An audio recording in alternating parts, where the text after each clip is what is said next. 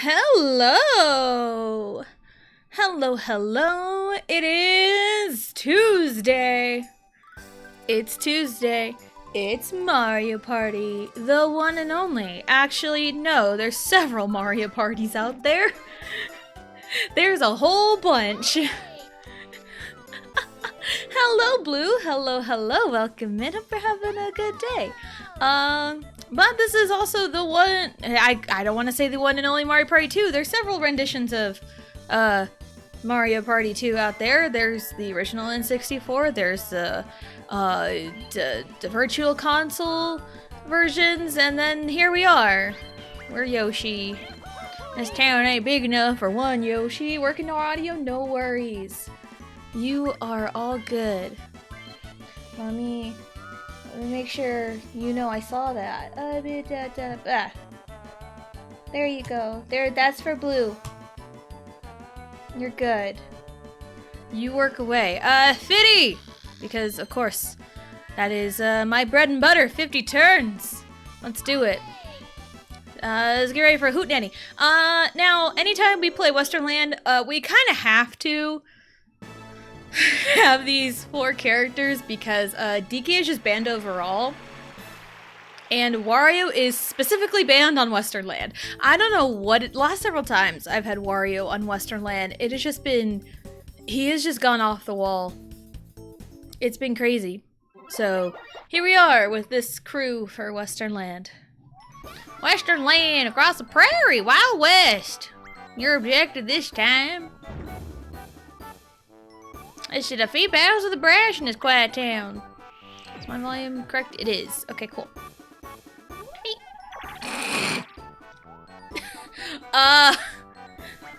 Wow, 1, 2, 3, 4. Perfect, beautiful, 10 out of 10, no notes.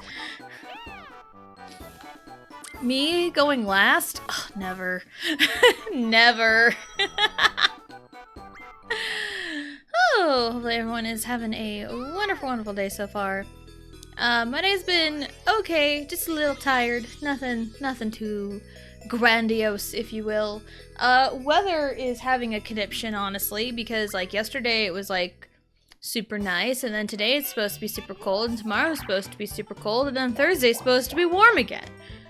Like, come on, Kansas, get your act together. Kansas doesn't know how to weather, like for real.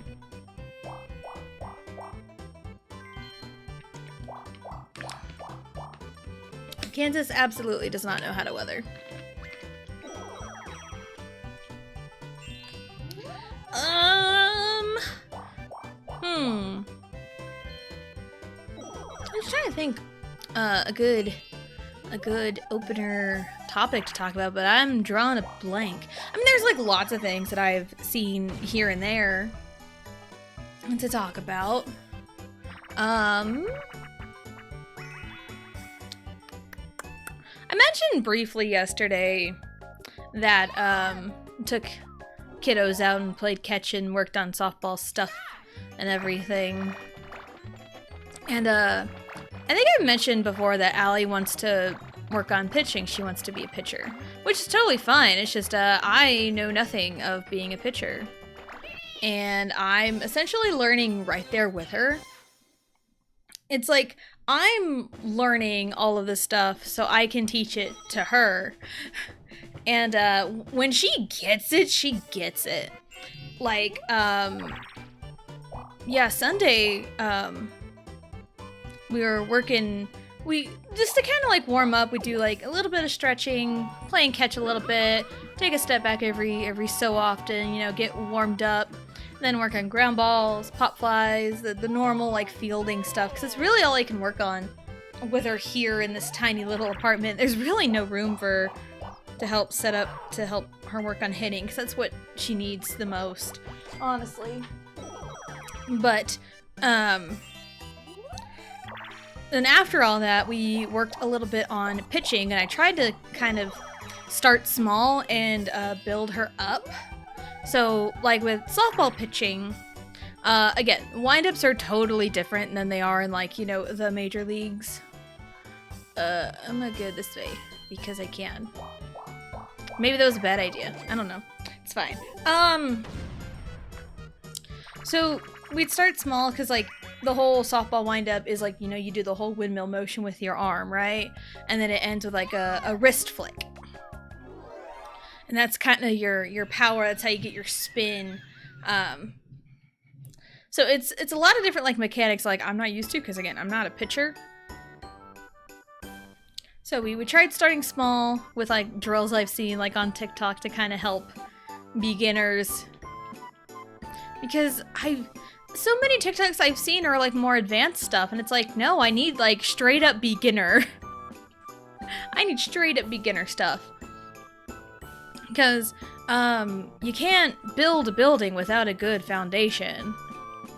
Like, if you don't have a good foundation, it's gonna crumble. So that's why fundamentals are so important. So that's why it's like we need to learn the basics first and then build upon them. So I found, throughout like the last several weeks, I found some TikToks, kind of made notes of them. So I can help Allie with her pitching, like some drills and stuff that she can help get the consistency down. That's kind of really the big thing with beginner pitchers is consistency.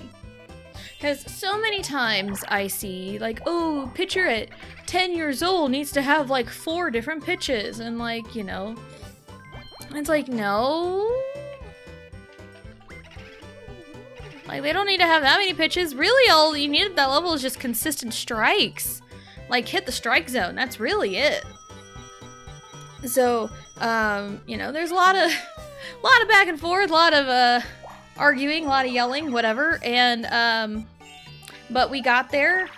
Once we kind of got a rhythm going, she was throwing some pretty good pitches. So it's just needing to get that consistency down and working with her now. If we can get that consistency at least somewhat good, then, yeah, we can get that consistency good, then she could probably pitch in a game. Really? This way, because I can. Hello, DA. Hello, hello. Welcome in. Hope you're having a good day. And there is our question of the day. Say something nice about yourself. On topic to what I was saying a second ago. I think I'm teaching the kiddos pretty good when it comes to ball. Now, Riley is just a 5-year-old brain. She can throw. She just gets goofy with it sometimes. And it's like, no, don't get goofy with it. Because she'll get, like, real cute and, like, T-Rex her arm and just, like, throw it like a dart. It's like, nope, that's not how we throw a ball. That's how you throw a dart, but not a ball. But, like, if Riley can just... Ow, I got screwed there. Like, if Riley can just not think about it and just throw it, then she's good. Then she's good. And Allie has a really good arm, too. So... And that's why I'm trying to teach her, like, everything. Like, field ground balls consistently, catch pop flies consistently. If she wants to pitch, she needs to pitch consistently. Because you know, the saying goes, like, a jack of all trades, master of none, is oftentimes better a master of one. That's why utility players exist in baseball and softball, and I would rather have a really good utility player that you can just stick anywhere and be good than have, like, a person that's only good at one position and one position only, and you're not really super flexible with them. That's just me. Like, I can play several different positions. You know, like, I have played every single position in a game from, like, kindergarten, since I was, like, 5 years old, up to, you know, high school and even adulthood. So it's like, I have knowledge of every position. So, doing great, and how is the pasta? Pasta is, okay. Pasta's okay. Funny enough, the last position I had on my quote-unquote checklist of positions to play was first base. You'd think it'd be like pitcher, because I'm not a pitcher. I tried pitching once in 4th grade, so I was about 9. And I wasn't that good at it. I wasn't really that good at it. It's one of those, if I had the drive to practice pitching all the time, then I probably could be a good pitcher because I had a good arm for it. But my skills were much better suited to the outfield, even though, like, when I was younger, my favorite position was third base. I loved the hot corner because third base got to touch the ball a lot. And it felt like I meant something. It felt like I was doing something. But then, you know, often when you're young, you get stuck in the outfield a lot. Because, like, when you're a little kid, nothing really gets past the infield. Unless you're, like, baby Babe Ruth. You know? Unless you're, like, a stud at, like, 2 years old. But, like, nothing really gets past the infield, and that's why it's like, oh, if you're in the outfield, you're the worst player on the team, which is really stupid and a terrible stigma. But it goes away once you get older and playing more advanced level. Because, like, right field is deceptively difficult. Like, I've played right field for, like, an entire season. So, because I started out in right field sophomore year, and just being drilled into me like the job of right field is to cover the throw to first base. That's something that, you know, a routine play, like ground ball to shortstop, they throw it to first, get the out. But what if they overthrow? What if they overthrow? What if the throw gets wild? Then if someone's there covering, then you can try to get the out at second. Or stop them from going to second. You know? Like, that doesn't get talked about enough. So that's an important job for right field. And I was pretty damn good at it because it's like, hey, this is my job. Always stay moving. But then we had a girl get injured early on in the season. She tweaked her rotator cuff. Sucked because she was our second pitcher out of 2. Yeah, we had 2 pitchers. So my sophomore year, the entire season, we had 1 pitcher and 1 pitcher only. It was rough. But then, because our second pitcher usually played in left field to kind of keep them warmed up. So what we did is we threw an extra person in right field, whoever was like a sub or something. They went to right field.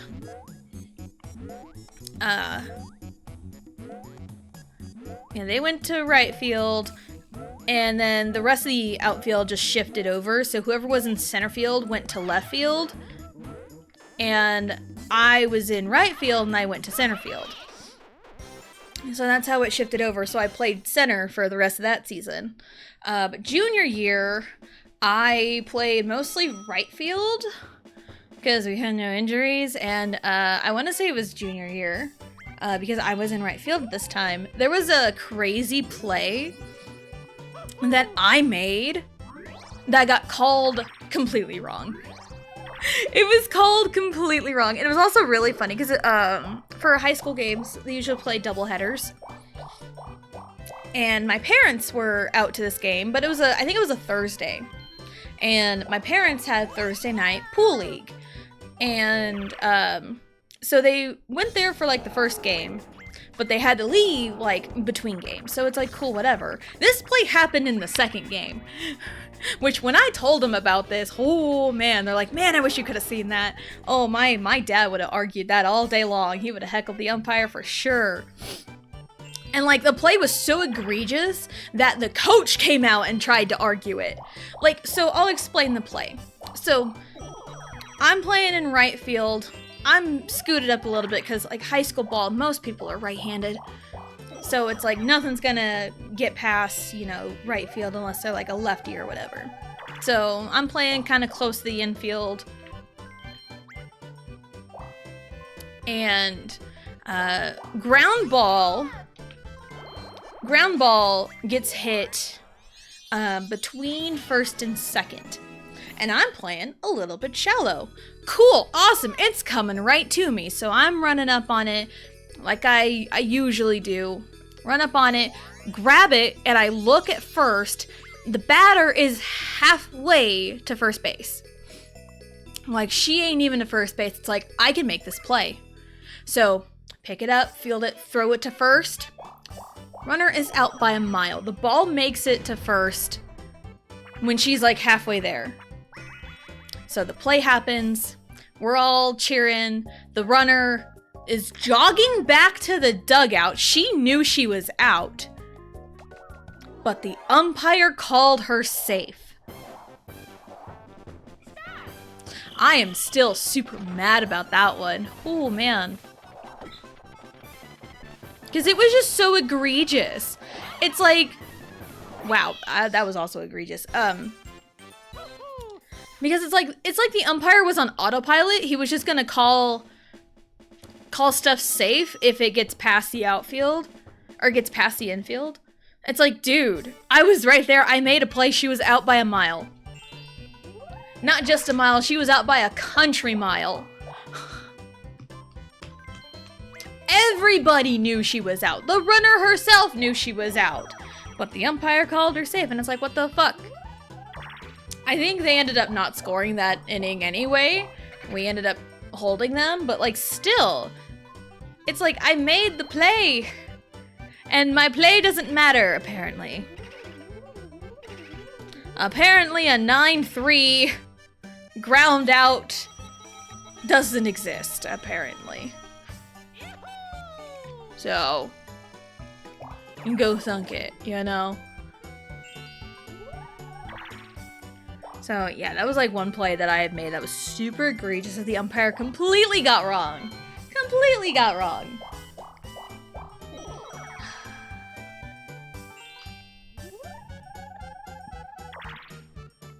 And it's like, I get it. Umpires are human.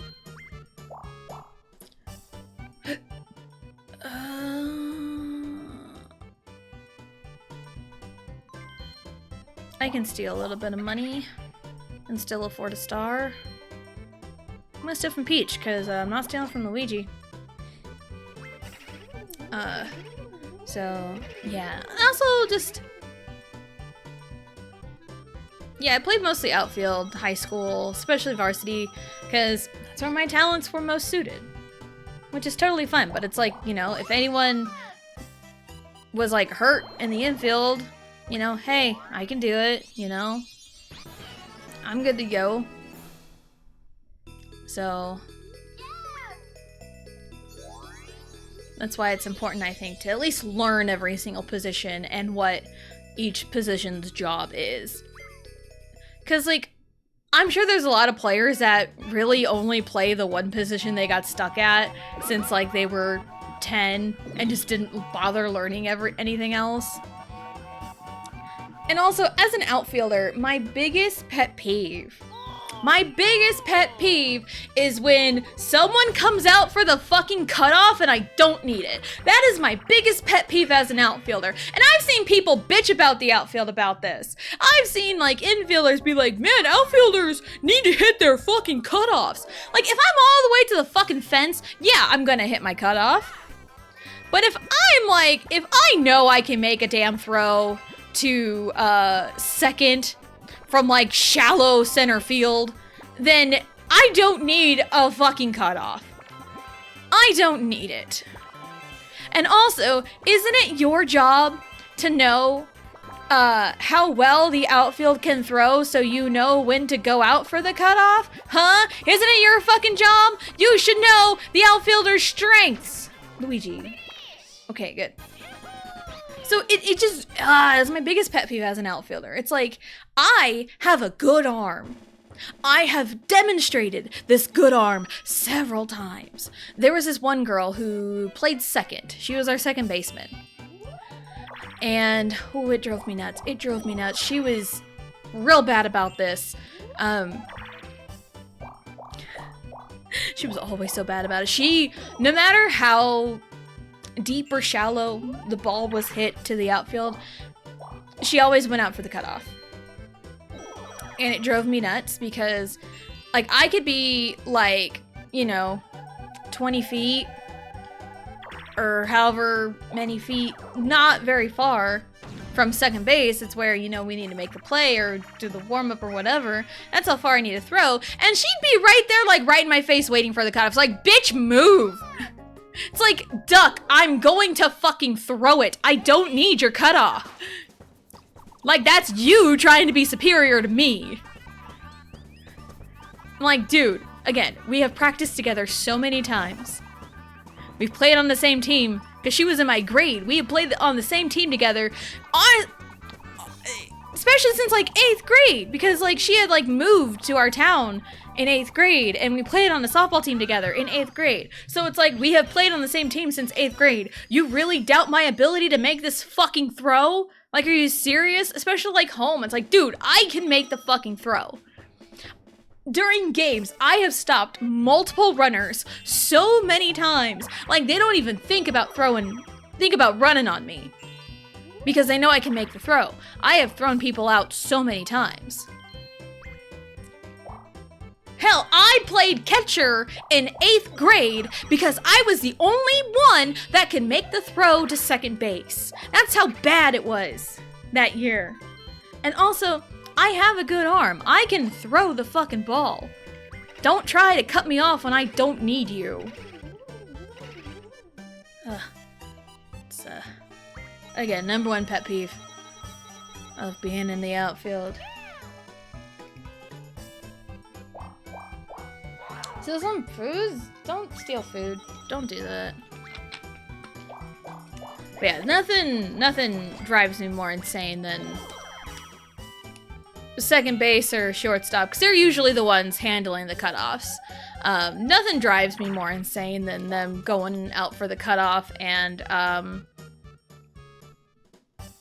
then just, I don't need it.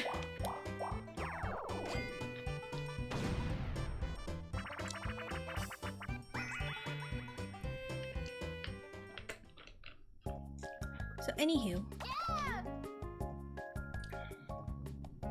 I also remember one time, I think it was during practice, where this girl, the second baseman, tried to get the cutoff from me because we were like practicing throws to home.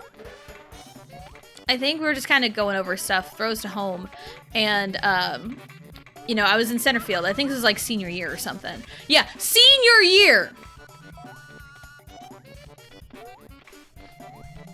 Senior year, and this bitch, like, it's a ground ball. I don't remember. I don't remember if it was pop fly or ground ball, but it's a ball I can easily get, and a throwing distance is something I can easily make from where I was in center. And second baseman was standing where the dirt meets the grass, and it's like, dude, why? What's the point of me throwing to you? So I fucking threw over her head. I threw over her head. I didn't get yelled at for that. Even our catcher told her, yeah, Tessa can make that throw. You don't need to go out there. Like, again, if it was a ball all the way to the fence, yeah, I'm hitting the cutoff. Cutoff needs to play a little deep, you know, so we can, you know, relay it properly.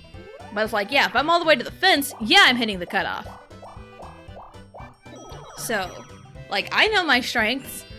You should too. We've played together for years, and yet you don't know this information. It's so insane that people don't even pay attention. Especially when baseball and softball is a team sport. And you gotta know your team's strengths and weaknesses. I mean, come on. Come on.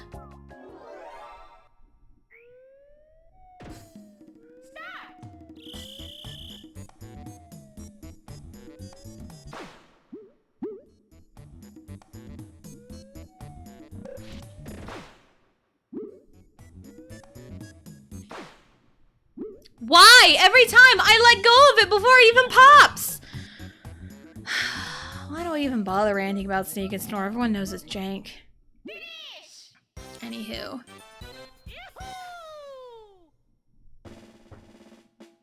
But yeah. Yeah, high school softball. Fun memories. Lots of ups, lots of downs. Overall, it was pretty fun. I do remember one game I had to play left field because this girl, she was so sweet. She was our right fielder. I want to say she was our right fielder. I think it was my junior year. No, she was right field. It had to be like sophomore year. I think it was sophomore year. Maybe it was junior. I don't remember, but she was one of our outfielders, and she got in trouble at school because there was a party hosted or something, and if you get caught hosting a party, you get in trouble at the school, and the punishment was to be suspended for, I think, a week or a game or something. She was suspended, and she felt really, really bad. She tried to quit the team, but the coach was like, no, you're not just gonna, like, up and quit. You'll, serve your suspension, and then you'll be right back out there. And she understood. She was real sweet. She was so nice to me.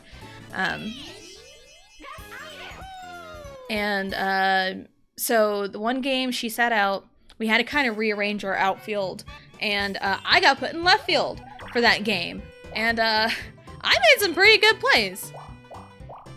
There was one, because my parents, anytime they come to our home field, they usually they would bring their lawn chairs, and they would sit, not like right by the dugout, but kind of like on the outfield part. So our home dugout is on third base side, so that's also on the side of left field. And I was playing left field, so I'm playing right in front of them. And there were times where I'm just making routine fly balls, making routine plays. There was one ball in foul territory that I caught that was just pretty standard, and I didn't even realize how far I had ran until my parents pointed it out. It's like, man, I must have wheels. And it's like, I was never really known for running fast. Like, I was never like the fastest runner in like school, in like my class or anything. I was never the fastest, but when it came to like short sprints, like I wasn't like, 100-meter dash first place worthy fast runner, but put me on a ball field and I will be one of the fastest you will ever see. Like I was pretty quick running the bases in the outfield. It's probably why I got put in the outfield, because I was pretty quick. So I ran from like left center to like foul territory, tracking a fly ball. Which, I mean, dang, I ran pretty far. It's probably why I got put in center field next year for senior year. Center field's like kind of the center of the outfield. They're the commander of the outfield. They're the last line of defense. Because if the ball goes, center field covers for everything. So they gotta be real quick.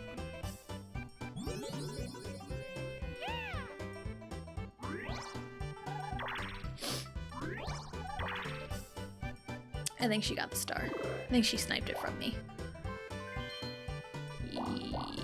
Yeah, she did. Dang it. I was hoping she wouldn't. Oh well, it's fine. So, I mean, I could talk about baseball and softball all day long, honestly. Yeah, with coming back to like Allie and teaching her, all the softball basics, I worry sometimes because being a pitcher is not just, oh, you need to throw good and throw strikes. There's a lot more to it than just being able to throw. It's a lot of mental. It's a lot of mental. And I worry about that sometimes because when Allie gets down, she's down. And it's really hard to bring her back up, which I get like that too. I 100% get like that too. So she either needs to be paired with a really good catcher, or she needs to like learn how to pick herself up on her own. Because like a pitcher needs to be mentally tough. Because, oh, I don't remember what college it was, but there was a gal, college softball, that threw a no-hitter. And nobody told her until the game was over.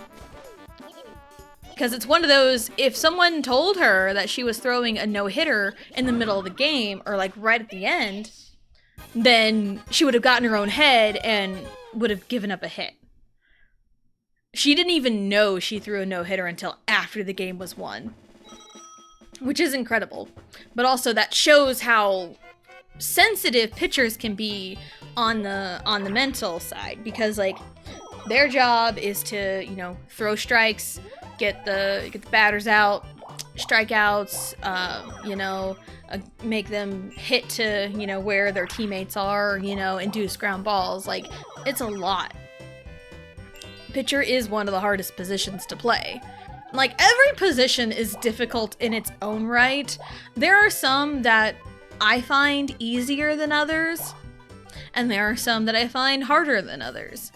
I can use an item. I need a skeleton key to get started on it.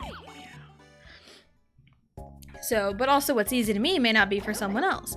You know, someone who is mentally prepared for being a pitcher, you know, they could be like, yeah, being a pitcher's not that bad. But to me, it's like, oh my god, it's a lot of pressure.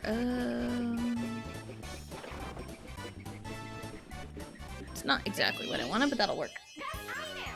An 8-ball? No. Hard disagree on 8-ball. So that's why I worry about Allie becoming a pitcher, because it's a lot of the mental, you know, it's a lot of the mental struggles. Which is also why I want her to learn other positions as well.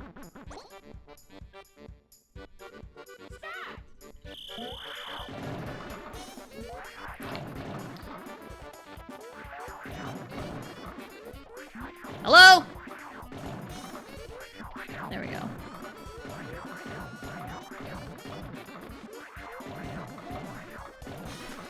There we go. We did it. So yeah, I also do think Allie could do really well in the outfield. I think she can do really good in the infield. Allie has a very strong arm. She has a strong enough arm to hold her own in the outfield. It's just kind of building the outfield mechanics with her, but she's also young too. Like, this is the age group where they kind of have to play a little bit of everything to figure out what positions they like, what they don't like, what they're good at, what they're not good at. So this is like the age group to do it. And this is why I really hope Allie has a good coach. Because like last year's coach wasn't bad, it felt so flat. It fell really flat mid-season. And the discipline kind of wore off like midway through. And it was really rough. And pitching sucks because this age group, if you don't have like a pitcher that can throw strikes, you're just walking everybody. And lots of pass balls. That's where, you know, that's where shit hits the fan. So, like, this is such an important age group that needs, like, a solid pitcher that can throw strikes. Which is why it's super important to throw strikes. Dude, what the fuck?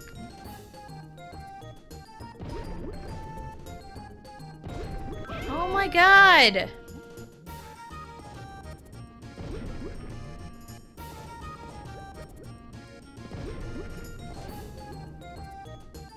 What? Cool. Try hitting them. Nope, a little too early. A little too early again.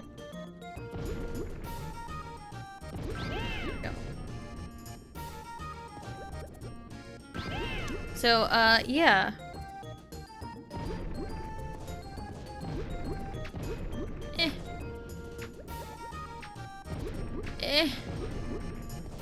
We're at the end, nice. So yeah, and then Riley, she's 5. She's gonna play T-ball. T-ball is so funny. T-ball, I think T-ball is really there to like learn like the basics.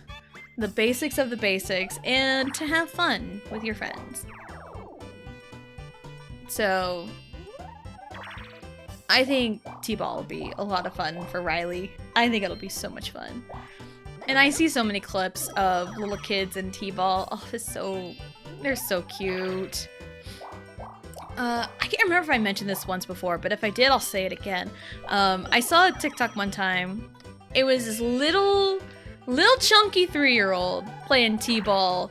Had his own like walk-up song and everything, and it was the most adorable thing ever. There's no way I can get an item right now, so I'm just gonna take my chances on...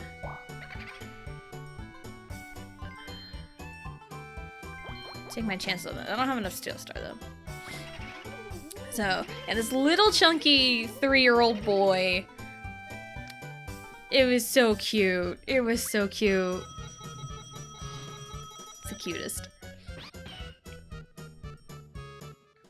I mean, she's 100% gonna steal my star, but... It's fine.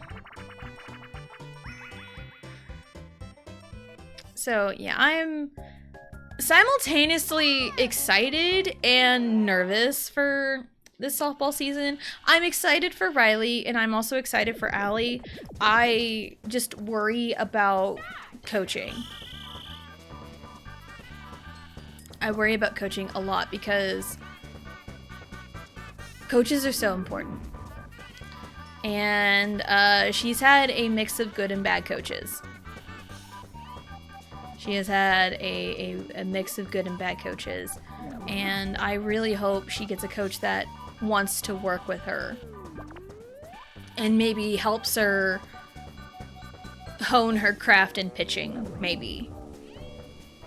You know? And also with the way youth sports have been going, it's been so insane. Like, travel ball has honestly ruined the sport, in my humble opinion. At least when you get these parents that peaked at high school and want to live vicariously through their children are spending like over $1,000 on equipment for 10-year-olds.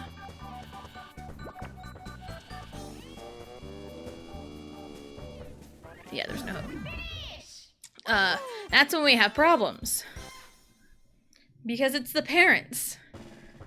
They're the ones sending their kids to like these high-class boot camps for, you know, ball players to make them a pro athlete at 7 years old. And they spend $500 on bats at 7 years old that they're going to outgrow in 2 years. It's like, what's the point? I'd rather spend like $40 on a bat from Walmart when they're this young. They just need to learn mechanics. You can spend like a couple $100 on a bat when they get to like high school and college. You know, but like, these are... Yeah, but these are like... These are 10-year-olds we're talking about. And also, I've seen... With the level of softball that Allie's at, she's like 12U, so like 9 to 12-year-olds. So 9 to 12-year-olds, I've seen people talk about like these little girls like slap hitting already. And it's like, that's kind of advanced for this age group. Like, I wouldn't learn about slap hitting till like middle school, honestly. You know? Middle school, high school. But also, I've seen, I think it was 10U softball, which I would imagine is, you know, 6, 7, 8, 9, 10-year-olds, or 7, 8, 9, 10-year-olds. And, I have a mushroom, let me use it. you know, 10-year-olds, and there's this little girl that's slap hitting, and like the TikTok was talking about like, is it too early to start this with the slap hitting? And all the comments were totally okay with it. It's like, dude, this is a 10-year-old girl doing a way more advanced thing. And it's like, why? Why? This is the time to learn the basics. Why are we learning advanced stuff already? Why are parents training their young kids to be pro athletes? It's ridiculous. Like, yeah, I get travel ball exists for like a higher skill level, but, well, at least it used to be. Travel ball was for the higher skill level, but now it's just whoever has the most money. Who has the most money to pay for their kids' ticket into the team. It's not about skill anymore, it's about money, and it hurts the kids. It 100% hurts the kids. And it is extremely sad to see.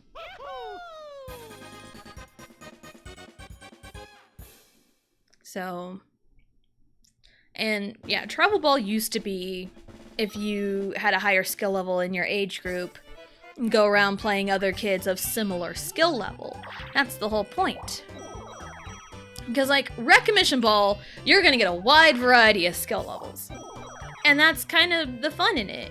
But also, like, this is where they learn the basics. Even if you know what you're doing, it's okay to, like, go back to the basics and learn the fundamentals of things. What if you had wrong mechanics the entire time?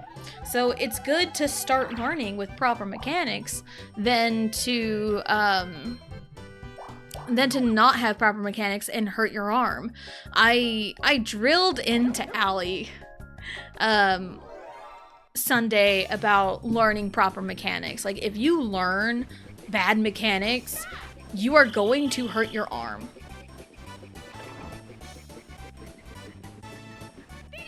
Okay. And that goes with like anything. If you learn improper mechanics, then you're going to end up injuring yourself. That's why fundamentals exist. That's why proper technique exists. That's why like everything exists. So, yeah.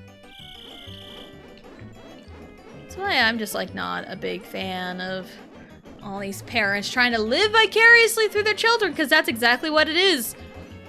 That is 100% what it is. They're trying to live vicariously through their children because they couldn't make it. So they're forcing their children to train and train and train and train and train and train and train to be really good at a sport and spend so much money on it. And they're investing in a sport that they're more than likely going to give up by the age of 13. Because statistically, most kids give up a sport by the age of 13. Statistically. And a lot of it is because of pressure from the parents. Pressure from the parents, not good coaching. I've also seen really bad coaching as well for youth softball.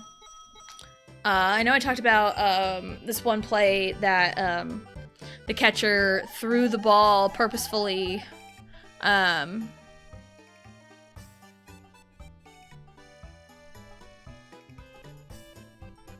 Threw the ball purposefully at the batter to try and induce an out. And it's an epidemic. It's an epidemic right now, and it's kind of crazy that coaches are teaching their kids this. They're trying to teach their kids ways to get a cheap out. And it ruins the integrity of the game. And that's what bugs me about it.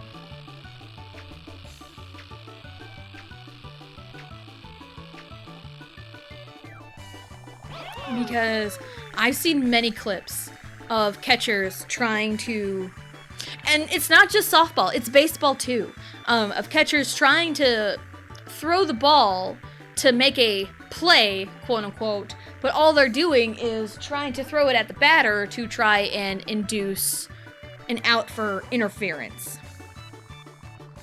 And there was one that I saw, like an umpire cam of this kid trying to throw the ball to third to like pick off a runner or whatever, or make the play. And he immediately was like, that's interference. Because the batter backed up and ducked when the catcher was going to throw the ball, which good on the batter for that awareness. Because if the batter is out of the box and they, you know, are purposefully in the way of the catcher trying to make the play, then it is interference. That's the rule they're trying to exploit. So anytime a batter steps out, but like the batter can move out of the box. Because I've seen so many people be like, they have to stay in the box, they have to stay in the box. I was always taught to back out after every play. Especially when it's a play with a runner on third coming into home. I was always taught to back up. And also, more often than not, a good catcher is going to make the play right away and knows how to throw around a damn batter. That's what a good catcher does. That is what a good catcher does.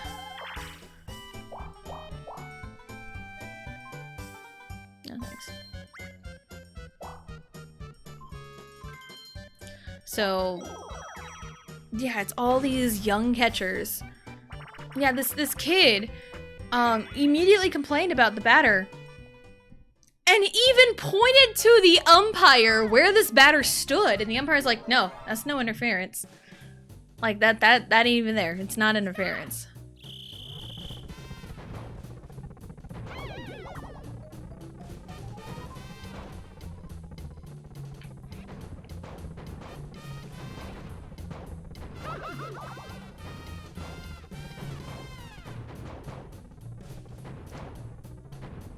No, I tried. It's fine. So yeah, and it's like, that is really poor sportsmanship on the catcher to even like try to get that interference call. And also the way he immediately jumped in, be like, that's interference. This is where he stood. He wasn't trying to get the runner out at third. He was trying to induce the interference call for the easy out. It bugs me so bad that these catchers are being taught really bad sportsmanship. It's so evident. I've seen more softball clips on this. And with the one that gave the girl a concussion from a few weeks ago, I didn't see like the back half of the clip until like recently. Because the clip that gave the gal a concussion was the catcher took a couple steps towards the pitcher. The runner was essentially back on the bag at third. And then catcher immediately like shuffles to throw the ball right into the batter's face. Like right at her head. And it gave her a concussion, a legit concussion. And I think later the district said that like, yeah, that catcher is suspended. We are not going to tolerate this. And I think the umpire in the moment called it interference. But, like, I don't think the umpire was very good in that clip. So, but then after that, and there was no remorse from the catcher. That's another big sign. She beamed the batter in the head with the ball and just walked towards the pitcher. Didn't even bother looking at her. Didn't even bother checking to see if she was okay. And then the back half of the clip is what happened kind of immediately after. The catcher goes up to her coach. They high five after that. And it really shows you, yeah, that's poor coaching. That is terrible coaching. I wouldn't even think to teach kids this. I wouldn't even think of it. It's awful. It is terrible sportsmanship. I can't.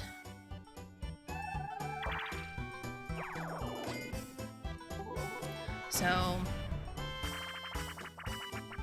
I don't even know of a good example to really think of.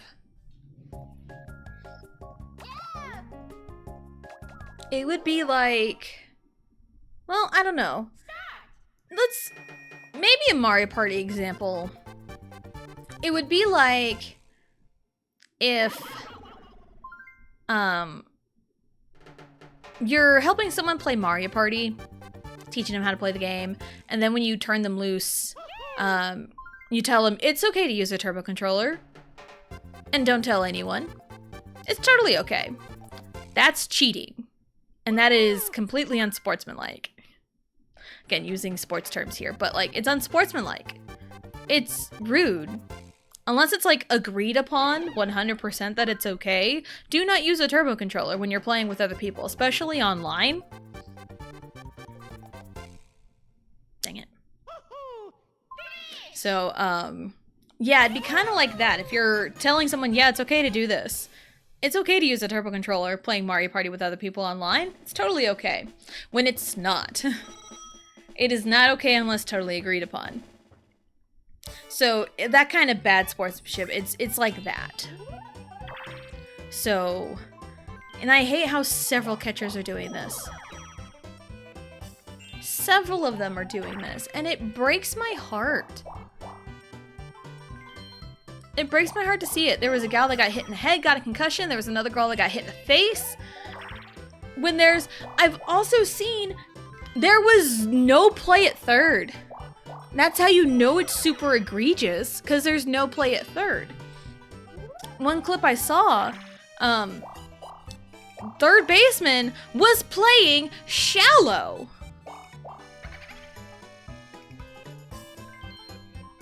Third base was playing shallow. Shortstop was kind of shifted back a little bit. That's how you know they weren't concerned about a runner at third. They weren't concerned about it. Or a runner going from second to third. They were not concerned about it. No one made a move. No one made a move to cover for this throw, for this play that was supposedly going to happen when the catcher just threw the ball at the batter. Like, it was none. Like, no remorse. No, like, it's very clearly that they were trying to go for the easy out, for the interference. They're trying to just exploit all these rules, and it just breaks my heart that this is how kids are being taught nowadays. It sucks. And also, it's like, if you're gonna do it where it's not inconspicuous. Like, if you're gonna do it under the radar when you have a play at third. Like, don't make it look like it was on purpose. But that's what these kids are being taught. These kids are being taught to just try to go for the easy out, no matter how morally superior it is, or, you know, morally incorrect it is, rather. I went the other way. Because, like, again, it's so unsportsmanlike to try and get these outs on purpose. Like, these rules are in place to protect the players, but if you're going to exploit it, then we need to really look at these rules again. Because, like, I think the rule is if, like, a player is like purposefully trying to hurt someone else, then that player gets ejected. So I've also seen like other calls about players getting ejected for this, especially catchers doing this bullshit. And it's the coaches that are teaching them this. It's ridiculous. Hello, Del Tora. Hello, hello. Welcome in. Hope you're having a good day. You caught me mid-rant. The best, Tessa? Aww. Ah, shucks. Yeah, I was just ranting about the state of baseball and softball in youth sports now. Because it drives me insane how kids are being taught a bunch of bullshit. Honestly. They are being... Oh, shit. They're being taught a bunch of bullshit. And it's awful. And, I do, next time I see my niece, I do want to talk to her, because, last I heard, she wants to be a catcher, and she was pretty good at being a catcher. Yeah, last I heard, that's what she wants to be. And I'm like, I want to talk to her about it. I want to make sure no coach tries to tell her this bullshit. Because it's starting at that age level. It's starting at 12U. And it's awful. It is awful to see, so. Anyway. Baseball and softball.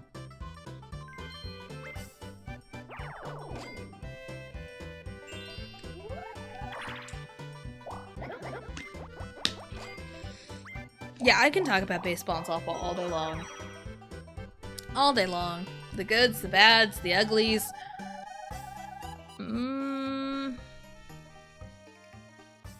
Any of those spaces are better than where I'm at now. Who's... Okay, well it wasn't you. I think Mario was right before the item shop. That would have been more ideal. Nope.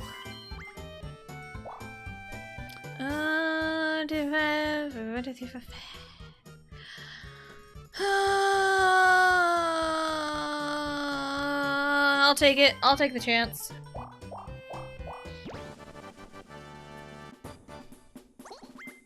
So, yeah.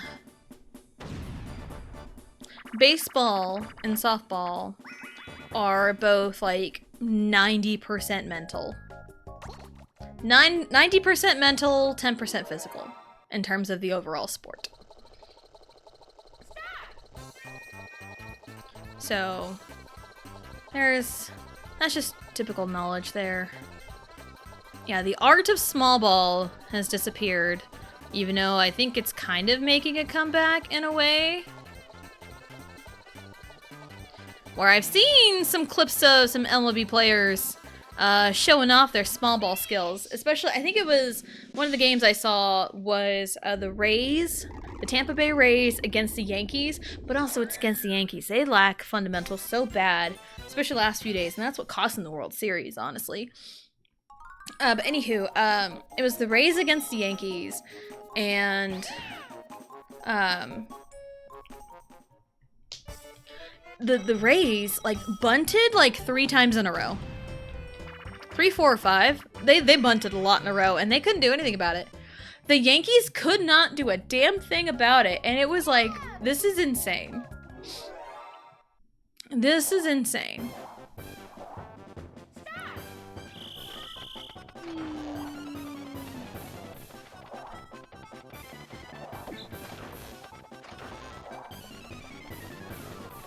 Oh, he tried to get me. No, don't push me into him!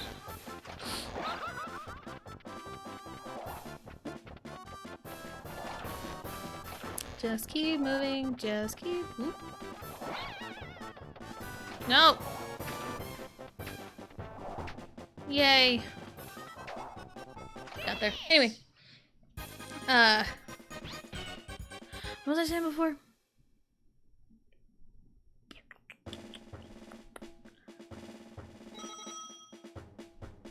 Oh yeah, the whole bunting thing. Yeah, the Rays laid down a bunch of bunts against the Yankees, and the Yankees couldn't do anything about it. And also, I think someone mentioned it in chat the other day that like someone like they were all like the players were like all shifted over, and it's like there's no one down third base. Just lay down a bunt, and you're good. You gotta make sure the bunt is like kind of in like that sweet spot that's kind of just past the pitcher and too far for the catcher to get it. And to roll down a really sweet bunt down third base line. Bro! That's her second one. So, but yeah, like, that's like the easiest way to beat the shift. The easiest way to beat the shift. And it's bugged me for years on the shift. Because, like, the shift had gotten so egregious. It had gotten so egregious that, like, batters weren't doing a fucking thing about it because they're not taught how to not hit into the damn shift. I remember seeing, like, pictures and memes of, what even happened to Mario there? Oh, it's fine. An egregious shift. Like, batter was up, everyone was shifted over to like the right hand side of the field. So everyone was shifted over to like first base, second base. Like the third baseman was shifted over to stand like behind second base bag. That's how bad it was. And it's like, dude, the left side of the field is completely open. It is completely open. And guess what the batter did? They, I think they hit a line drive over to someone on the right side of the field. They got out. And it's like, how do you see this egregious shift and don't know how to hit to the opposite field? Or how to lay down a bunt down third base line when there's literally nobody there? Like, how do you not know how to do this? Like, swing mechanics are a lot of timing. It's a lot of timing. If you have a good level swing, it's all about timing. Hit it right up the middle, on time. Hit it a little early, like hit it to the left as a right-handed batter. Like, to pull the ball, you have to hit it early. To, you know, hit the opposite field, you gotta hit it a little late. You know, like, that's just how it is. You know, like, that's just batting 101. And I feel like everyone should at least know how to lay down a bunt when necessary. I mean, honestly, like, bunting was how I moved up in the lineup.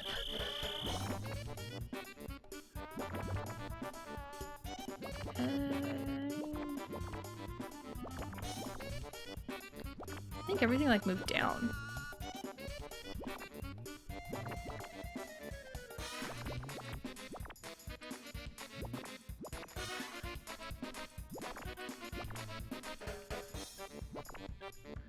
Needs to go up a smidge. That's okay. Oh, the other piece needs to go out. It's fine. It's fine. We did it. Swing batter? Yeah, like either swing or lay down a bunt. Like, so it's like, imagine baseball field. I am a right-handed batter. Most high-level baseball players or softball players, after seeing my at-bats a handful of times, will know that I hit to the opposite field. My natural swing is hitting to the opposite field, which, as a right-handed batter, that is towards second baseman. Between first and second, towards right field, that is my natural swing. So, most people probably shift a little bit to the right. And if it got so egregious that the entirety of the field shifted over to the right when I came up to bat, I would feel so insulted. But also, I am petty. I would lay down a bunt right towards third base. Third base line, lay down a bunt. Easy. Easy. It's like easiest bunt of my life. Right there. Easiest decision to make.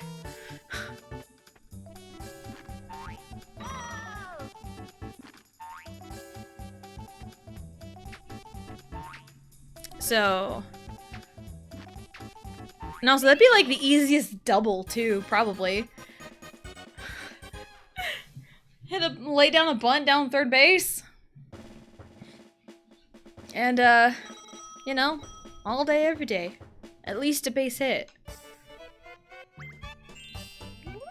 I remember when my older brother, the baseball one, was in his College World Series that his team won that year. His first game, I want to say he was a designated hitter. And I believe he batted second or third in the lineup. I don't remember exactly where.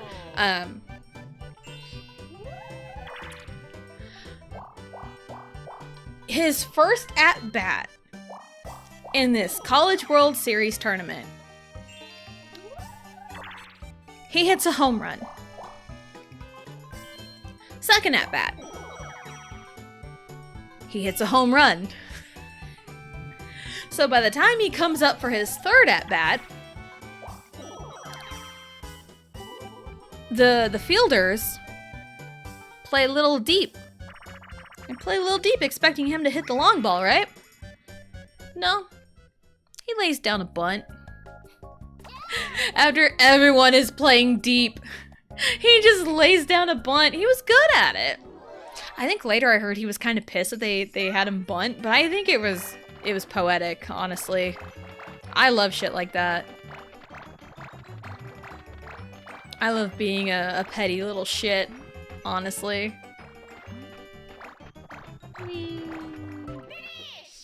So, hey, Watch Drake, hello Antonio, hello, welcome in, hope you're having a good day.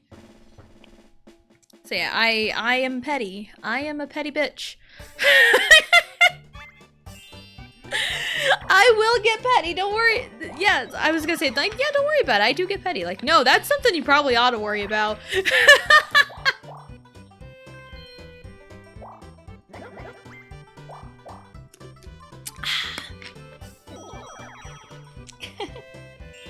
But yeah, that was one of my favorite things, watching him play in that World Series. Again, I'm not gonna like say what school it was, what college World Series it was, because that is a very easy way to dox my maiden name, and let's not do that.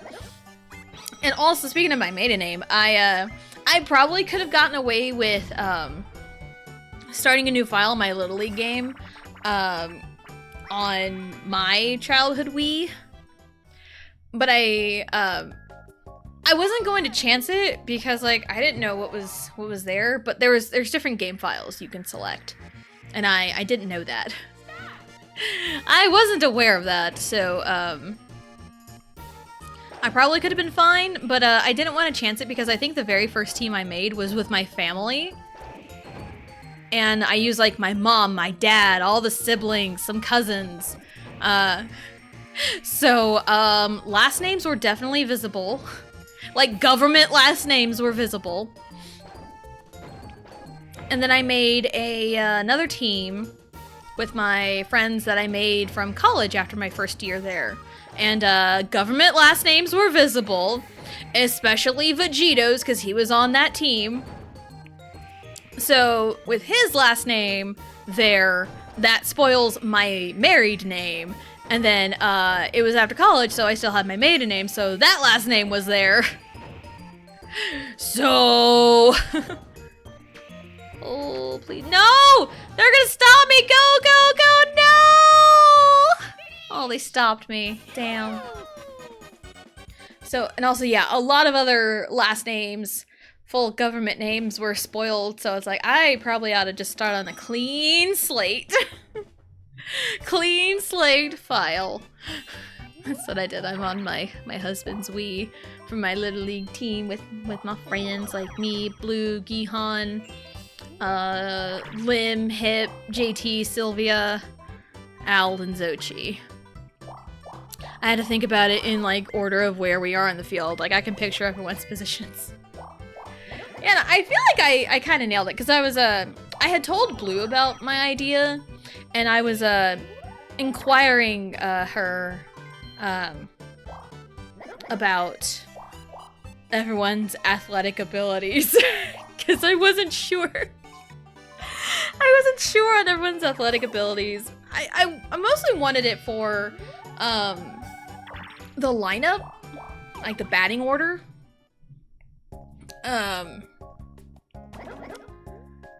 Because I went with positions just based off of vibes and knowledge that I already knew. Because I knew some people go to the gym.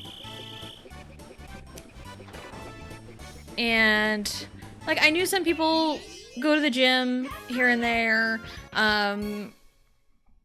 I know some people's, like, kind of baseline athletic skills. I knew JT was fairly, like, active. I heard he, like, would go on hikes or ride bikes or something. I remembered that, so I, like, filed it away in my brain. So I'm like, he's probably, like, the most, like, active in terms, like, probably, like, sportiness. So I put him at shortstop because it made the most sense to me. And I put Gihan in left field because Gihan is a bird. Birds fly. Birds are pretty fast. And also just kind of hearing a little blurb about Blue talking about, like, how he used to play tennis, apparently. And there was one time, like, he played pickleball with, like, her family. And he just, like, dominated So I'm like, you know what? That kind of checks out. Playing a sport for the first time and just totally dominating. So I'm like, yeah, that checks out. I'm like, yeah, that's a left field. That's a left fielder. That's a left fielder right there. So yeah, I just went off of vibes, off of everyone's like position, and I gave Blue like the list of people that I had for the team, and I'm like, can you give me like a rundown of everyone's athletic abilities out of this list? And out of the answers she gave me, I'm like studying them, like, you know what? Yes, this checks out. Like, yeah, this works for here, this works for there. And I'm like, yo, this is actually really good. So, yeah, what position you play in baseball and softball says a lot about you.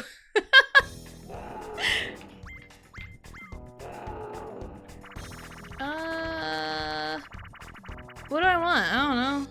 Chance time! Okay. Chance time? Question mark? Oh no! Oh no, I'm sorry! Luigi, I'm sorry. I apologize. I have 143! Why do I keep getting attracted? Jasuka Chikuyoga. Oh. I cannot explain this reaction. Ikabake 143. Oh. Why do I keep getting attracted? Mibasu Otola. Oh. I cannot explain this emotion. 1, 4, 3. I love you. I'm really bad at this as the dance master.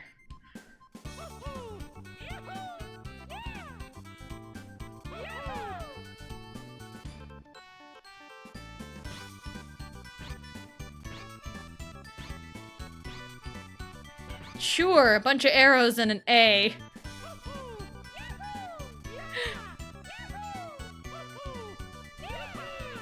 Like a sleeper agent, I know, just seeing 143 right there in a row. I'm like, yes, why do I keep getting attracted? Jasuka Chikuyoga. Like, that's not even my favorite Stray Kids song, and there's other K-pop songs that have like the 143 like coding, because like it could be like code for I love you, because you know, 1 letter, 4 letters, 3 letters in I love you. But that's just like the first song that pops into my mind, because like the song is titled Case 143. So yeah.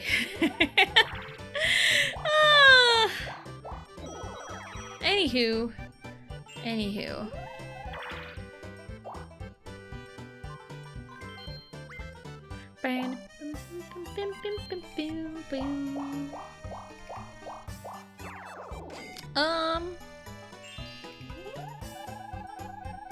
What item do I have? Oh, hey. Everyone has a key except for me, but guess what? I will fix this problem. Ha-ha! I'm the perfect person to steal it from too. But I'm also all the way down here. What's my fastest way? I mean, a key can get me in there, but I would need a second key.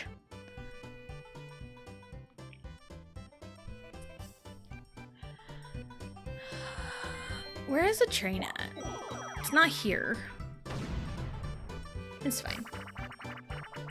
It's fine.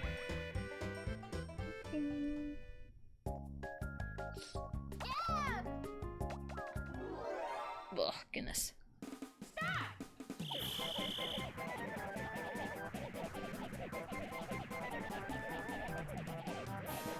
What is going on?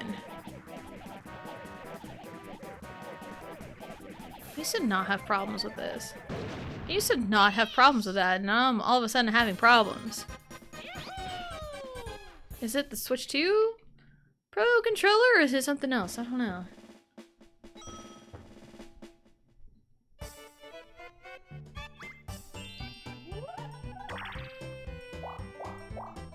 Anyway. Well, there goes my 143. If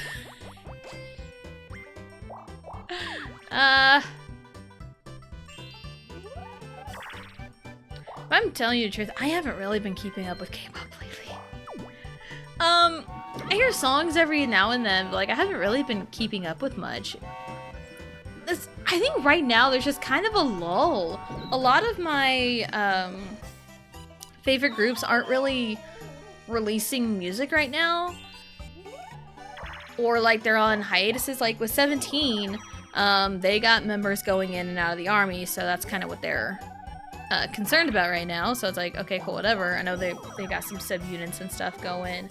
I think Super Junior is debuting a subunit with Heechul and Etuk.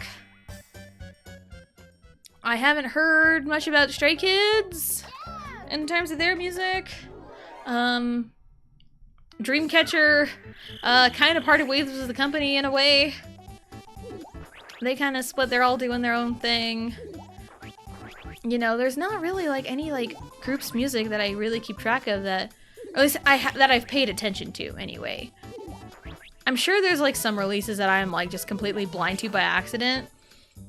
Because I had to play catch up with Excenary Heroes like a few months ago with like 3 different releases, like mini albums or full albums. I had to play catch up, and that was quite a while. That was quite a lot of music listening to. I love their music, by the way.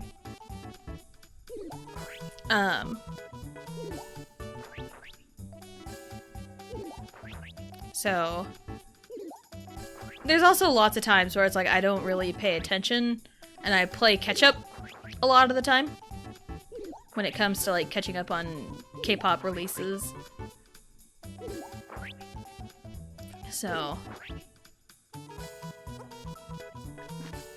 like I haven't really been paying attention to that much lately. WWE has sucked pretty much the entirety of 2026, honestly. And it's really, really sad to say that. Because, like, I love that Liv won the Rumble. It was cool that Rhea won the Chamber, and it was a good match. But it's like, it's one of those, why? Why? There was, like, no real reason, and then there was a whole freaking thing between her and Jade, and blah, blah, blah, blah, blah, blah. And then the build to Mania sucked. WrestleMania itself was mid. And, everything after that sucked, especially all the releases happening. Like, the entirety of the Wyatt 6 got released, Motor City Machine Guns got released, I think Santos Escobar and some other people, and Kairi Sane being one of the most notable ones, and that one was insane because Kairi was smack dab in the middle of a story.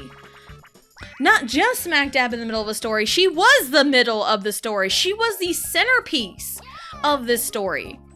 Like, she was the reason why Asuka and Io were even in a feud to begin with, because Io saw how badly Kairi was being treated, and she's like, hey, Kairi, you need out of this. And, you know, and Io was willing to fight Asuka for it, to free Kairi. And even then, the whole thing, it was building up for a crazy babyface turn from Kairi, because, like, Kairi is really adorable. She's so funny. Like, the life of the party. She's so fun. Love watching her. The whole thing, she was listed as a heel. Kabuki Warriors were listed as a heel, and Asuka was essentially, like, abusing her, you know? And there's, like, lots of build up to Kairi turning on Asuka eventually. We never got that reward. We never got the payoff for all of that buildup. We never got it.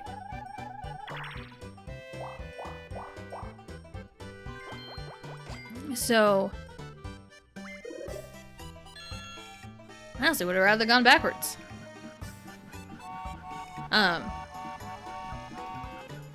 But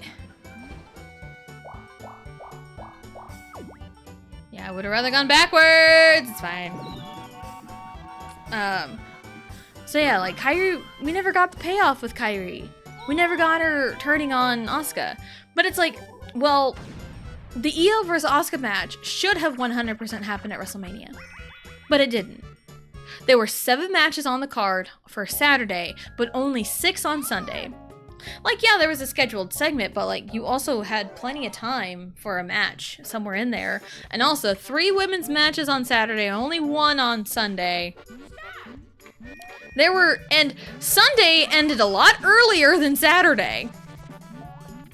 So, don't come at me with, like, oh, there wasn't time for these matches. Bullshit. Yeah, the main event was like 30 minutes, but it still ended earlier than night 1. So there was plenty of room on the card for Io vs. Asuka. Plenty of room. And to have Kairi finally turn on Asuka and continue that story, but no, they pushed the match to Backlash and released Kairi after she was in a match on Monday, the Raw after Mania. She was in a match, one of the best parts of that match, because people talk about how good she is. But then they decide to release her. And then the following weeks, they pretended like she didn't exist. So what's the whole story for? They're like, oh, a senpai versus kohai, you know, the student and the master. And it's like, that doesn't make any sense. That was not the story going into this. Like, Asuka and Io are gonna have a banger match. Hopefully. They're both that good. But that wasn't the story being told to us. The story being told to us was saving a friend from an abusive situation. That was the story being told. And you remove that centerpiece, you remove that friend being abused. Now what? Now what's the point? There's no reason for Io and Asuka to even interact right now. So there's really no reason.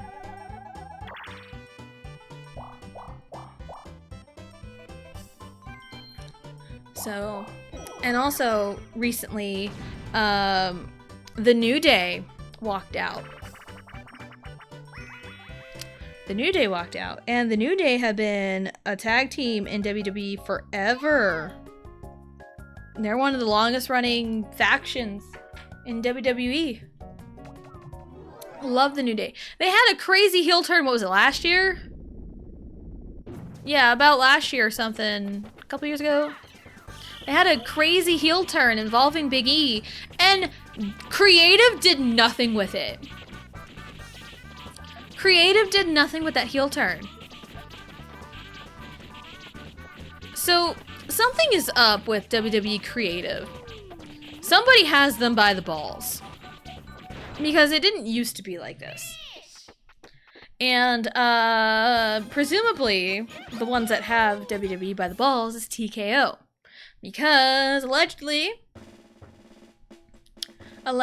and some posts from both Kofi Kingston and Xavier Woods allude to this.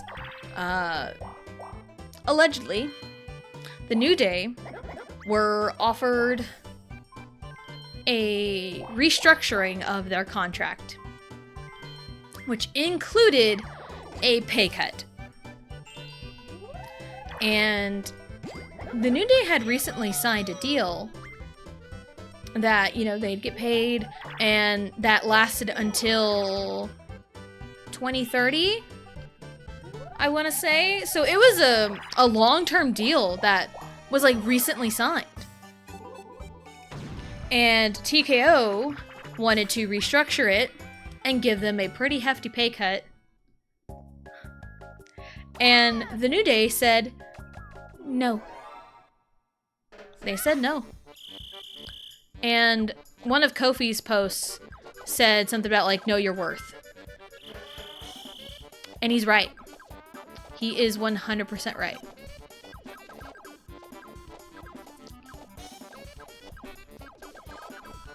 And it's like, you know, sometimes, you know, you gotta take a pay cut to make ends meet. You know, like, but, like, you gotta know your limits. And these pay cuts are allegedly up to 50%.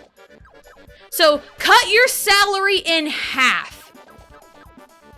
Like, dude. It's so ridiculous. Absolutely ridiculous. And there was allegedly like one superstar, one WWE talent that took the 50% pay cut. And people are theorizing it's The Miz. For a handful of reasons. And also, allegedly, like, it was reported on that The Miz sold his home recently. Which, I mean, I don't want to go into, like, the details on it. And it's like, if people think taking a pay cut and re-signing is best for them, then by all means, it's best. That's what they think is best for them. But for the New Day, who recently signed a pretty big deal, get brought up with a pay cut? Like, hello? Yeah, one of the greatest tag teams of all time. One of the greatest factions of all time. And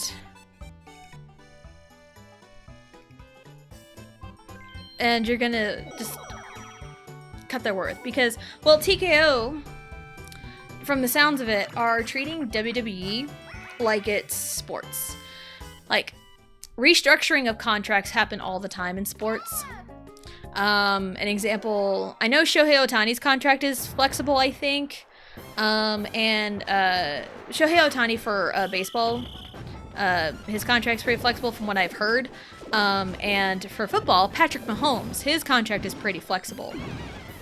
Like, yeah, he gets a lot of money, but he wants his salary to be flexible so that way he can have good teammates by his side. And so they have the money to pay those good teammates, because that's a lot of problem when it comes to, like, sports. They sink their money into, like, one player. They sink their money into one player and then can't pay anyone else their worth. So all these other good players around this quarterback, it's usually the quarterback, they leave and go find, you know, greener pastures. Because they want to get paid their worth. So that's why Mahomes' deal is as good as it is. And that's why the Chiefs are as good as they are, because they have the money to pay other players their worth while still keeping Mahomes' contract, you know, fairly substantial. And same with Shohei Ohtani. When he went to the Dodgers, he wanted to win. And he's like, I wanted, you know, like, I think it was more like, I don't care how much I get paid, I just want to win. Give me the good players. And so the Dodgers got all the good players and started fucking winning. And that's how they won back-to-back World Series. And people complain about the Dodgers like, oh, there needs to be a salary cap. They need to stop spending money. Well, how about stop complaining about the Dodgers spending money and start bitching at your team for not spending money? But also, going back to ATKO, WWE and pro wrestling in general does not operate under typical sports rules. They don't. They do not operate like that. No, I want to keep this key. So, pro wrestling operates like musical theater. It operates like a weekly TV series. That's how it operates. Pro wrestling is a mix of...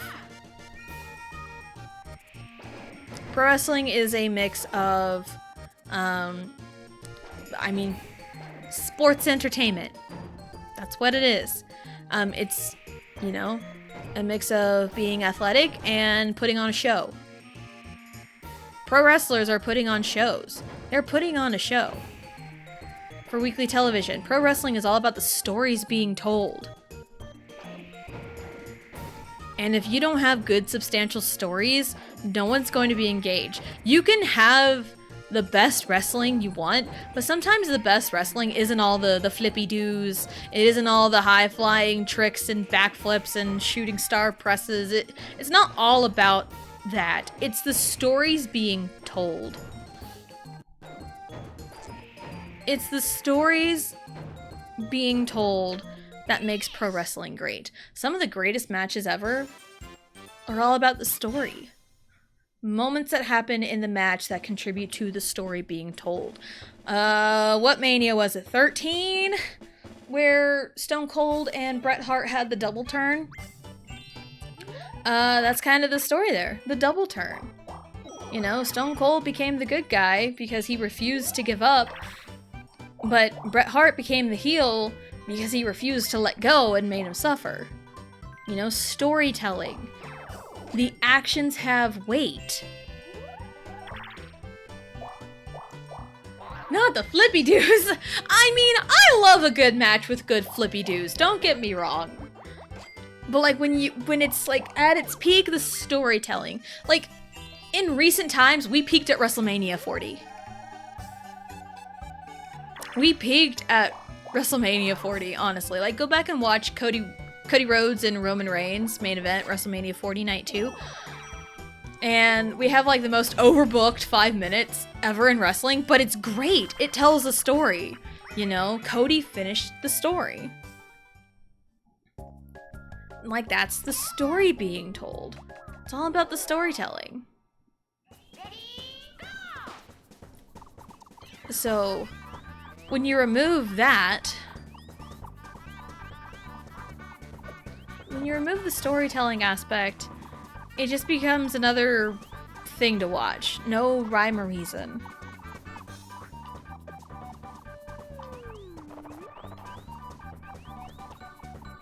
So, and it makes me really sad that TKO is getting rid of all these talents that were part of stories. Also, there's a lot of rumors and reports floating around about the reason for things. WWE is trying so hard to shut down the We Want Kyrie movement. It's been like, not like super #1 trending, but it's been trending in like the sports tabs for a while. Since she got released, essentially. Like, my entire feed on Twitter has been like 80% We Want Kyrie.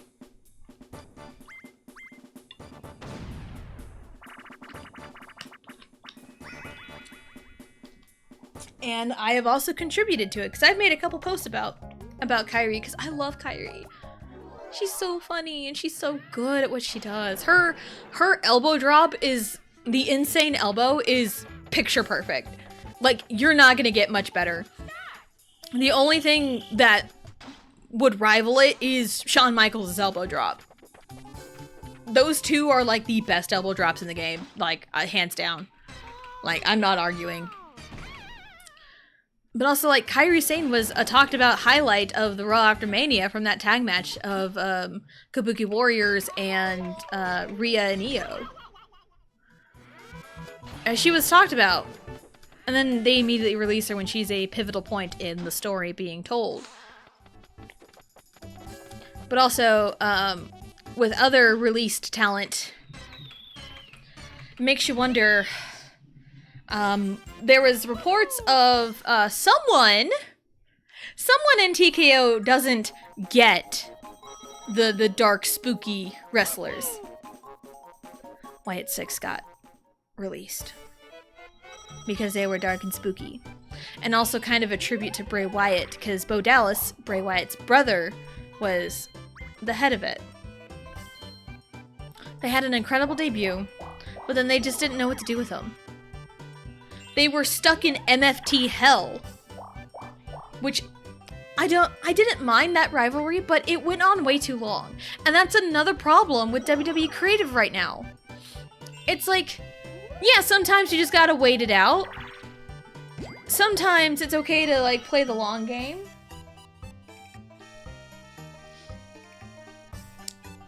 But sometimes we don't want a 100 chapter slog of a story. Sometimes we want a short, simple 10 chapter story. Sometimes we just want to read a picture book that takes like 2 minutes to read. You know? A good story is not how long it is. A good story is if it has a good beginning, middle, and end. That is a story.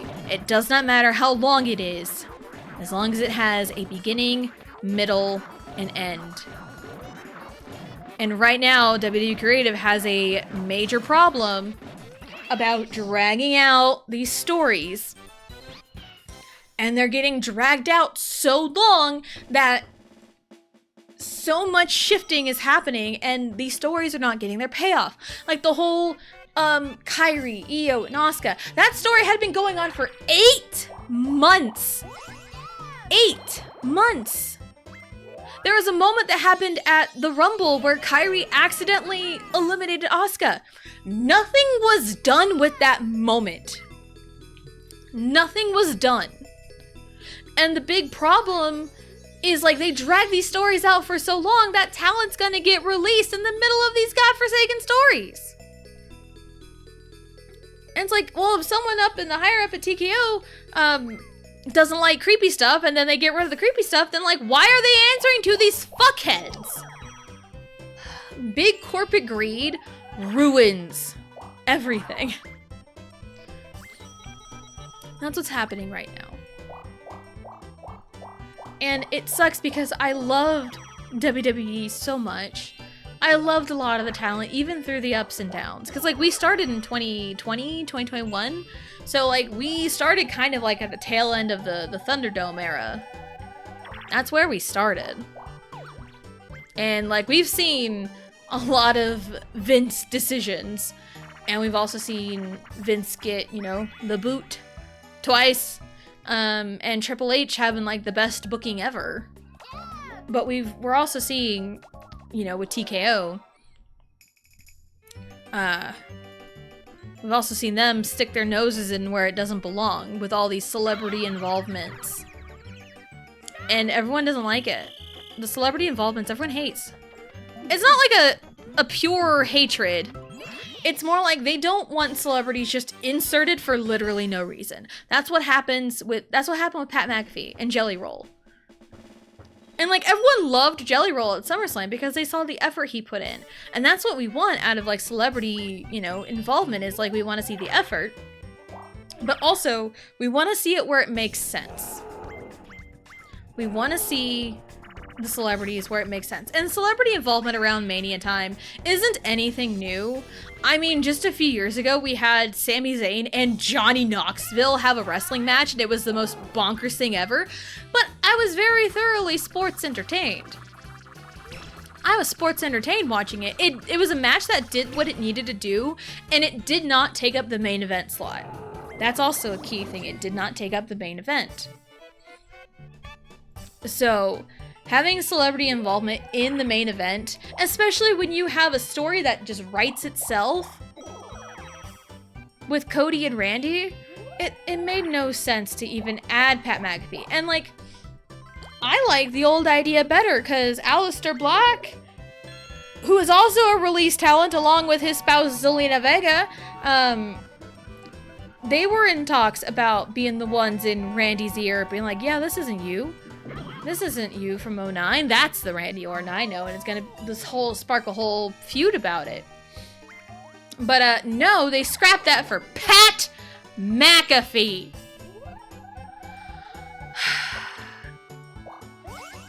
Yeah, I feel like there's potentially some infighting with higher ups of WWE and people of TKO. I think there is some infighting, and it all just boils down to corporate greed. Honestly. That's what it all boils down to. Which is sad, honestly. No hootenanny.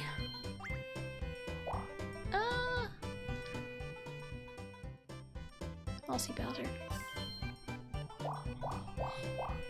So, yeah. And I saw a tweet the other day. Like, they've released so many tag teams and factions. So it's like, it's almost like the problem is, like, TKO doesn't want to pay 2 people. So they're getting rid of all the tag teams. And, like, WWE has also posted so many excuses as to why Kairi was let go, because the We Want Kairi movement is pretty strong online. Nick Khan, has said a bunch of stuff about, oh, everyone on social media is the vocal minority. But yeah, you're the one praising social media when shit goes good. You're the one bragging about, oh, we're #1 trending on X when shit goes good. But when shit goes sour, you're like, oh, they're just the vocal minority. Bullshit. Bullshit. You can't turn it like that. You cannot do that. Also, one of the excuses for releasing the wrestlers they did were because of age. Kairi is like 37, I want to say. Kairi's 37. Everyone that they released, everybody they released after, like, the Friday after Mania was under 40 years old. Both world champions are 40. Your WWE tag champs are both over 40. Hell, one of them is over 50 in R-Truth.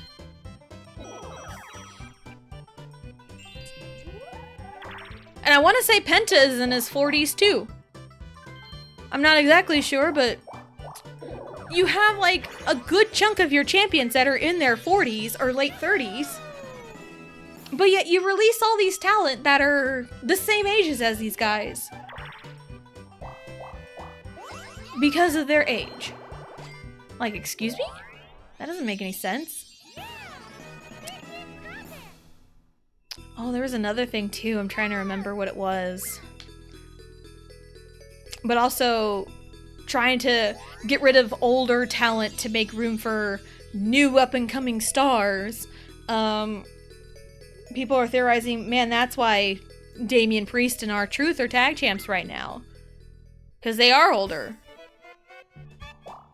But they, you know, they're needed because, like, the world bullied WWE back into rehiring R-Truth when they let him go. And now it's like, well, you can't just be backstage stuff. And also the whole 50% pay cuts, because the TKO business model is lower salary, higher bonuses. I would rather have a higher guaranteed pay than have to rely on bonuses. It's like a, you know, a server relying on tips. Those tips aren't guaranteed. So, yes, the model of WWE, I think from what I've heard, has always been the wrestlers themselves are like independent contractors. They have to supply a lot of the stuff themselves, but WWE, you know, gives them the paycheck and then they take care of it themselves, you know? But the TKO model doesn't work. It does not work. And also, the New Day, who people thought were going to be WWE lifers, walked away because they knew their worth. Let me catch up. Just looked over, was like, flippy doos, looked away, looked back, and bought. Yes, have Tessa run it all. Man, I wish. I wish. I wish, man. And next question today, say something nice about yourself.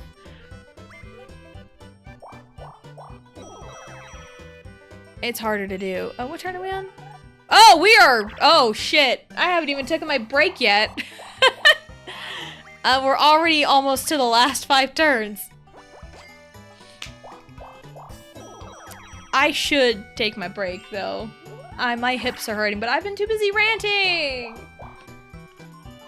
I have been too busy ranting.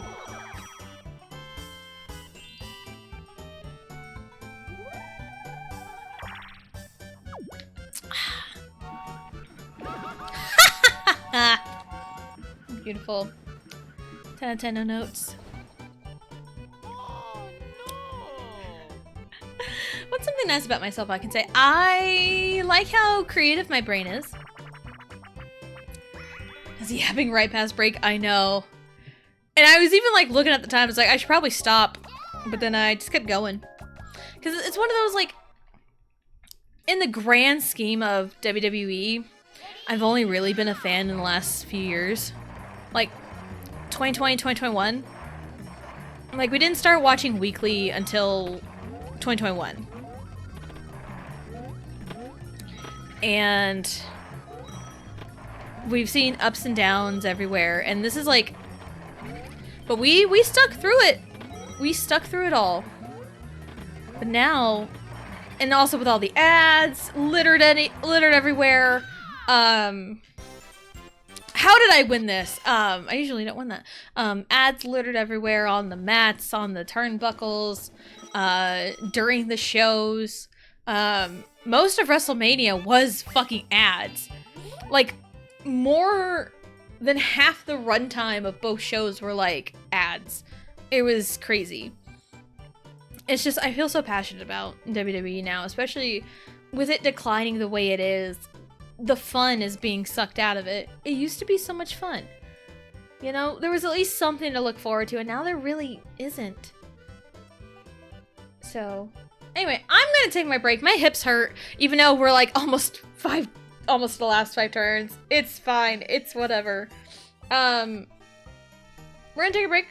We're going to get up, stretch, go to the bathroom, grab a snack, do whatever it is you need to do.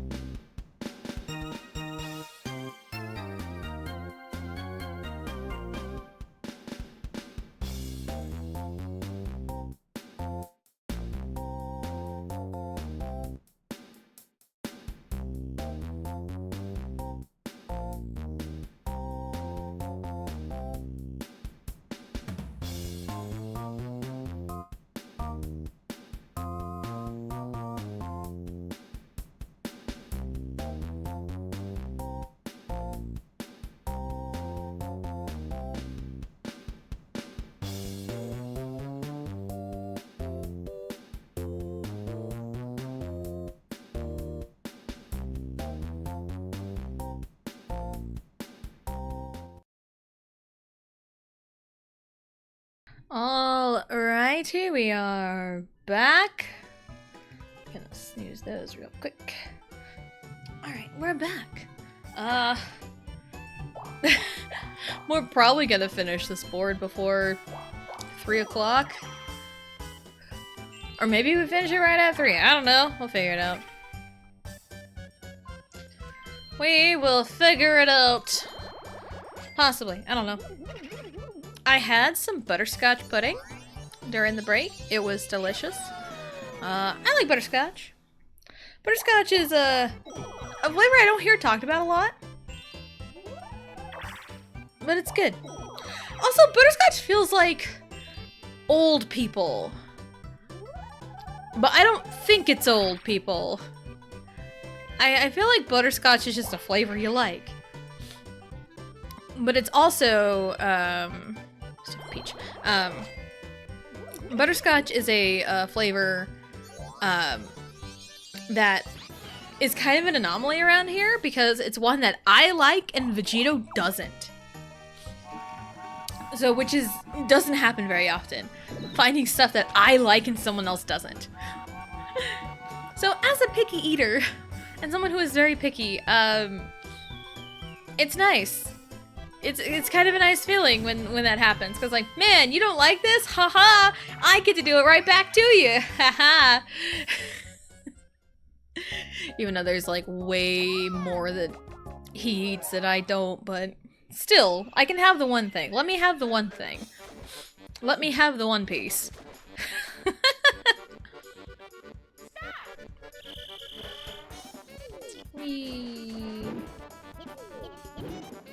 Alright, I think the stress. Whoa! Why did that one go? It's fine. It's fine. Anyway, I was kind of thinking back. I was thinking about the question of the day. Say something nice about yourself.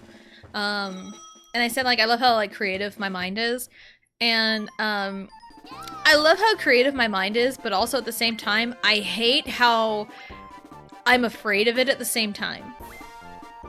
I can explain. Let's do the last 5 turn spiel first. You think Mario's gonna win? Whatever. Standard last 5 turns procedures. All red and blue spaces are double. If you land on the same space as your opponent, you get to duel them. Okay, so explaining why loving my creative mind and being afraid of it at the same time makes sense when you're scared to put out your creativity. And I've read many of my fanfics that I've written, many stories I've written. I show off my art all the time on stream, all these costume changes. Here, I'll give you a free one. Boom, yeet, here's another one. John Cena, shades, you know, just as an example, there's your free costume changes. You know, I show off my creativity all the time with my art, and we've read many stories I've written. But sometimes when you think in a bigger scale with your creativity, that fear of rejection, is it rejection? I think it's kind of a fear of rejection. It kind of creeps up on you. It's like, what if no one likes it? What if no one gets it? You know, what if you do all of this work and it's for nothing?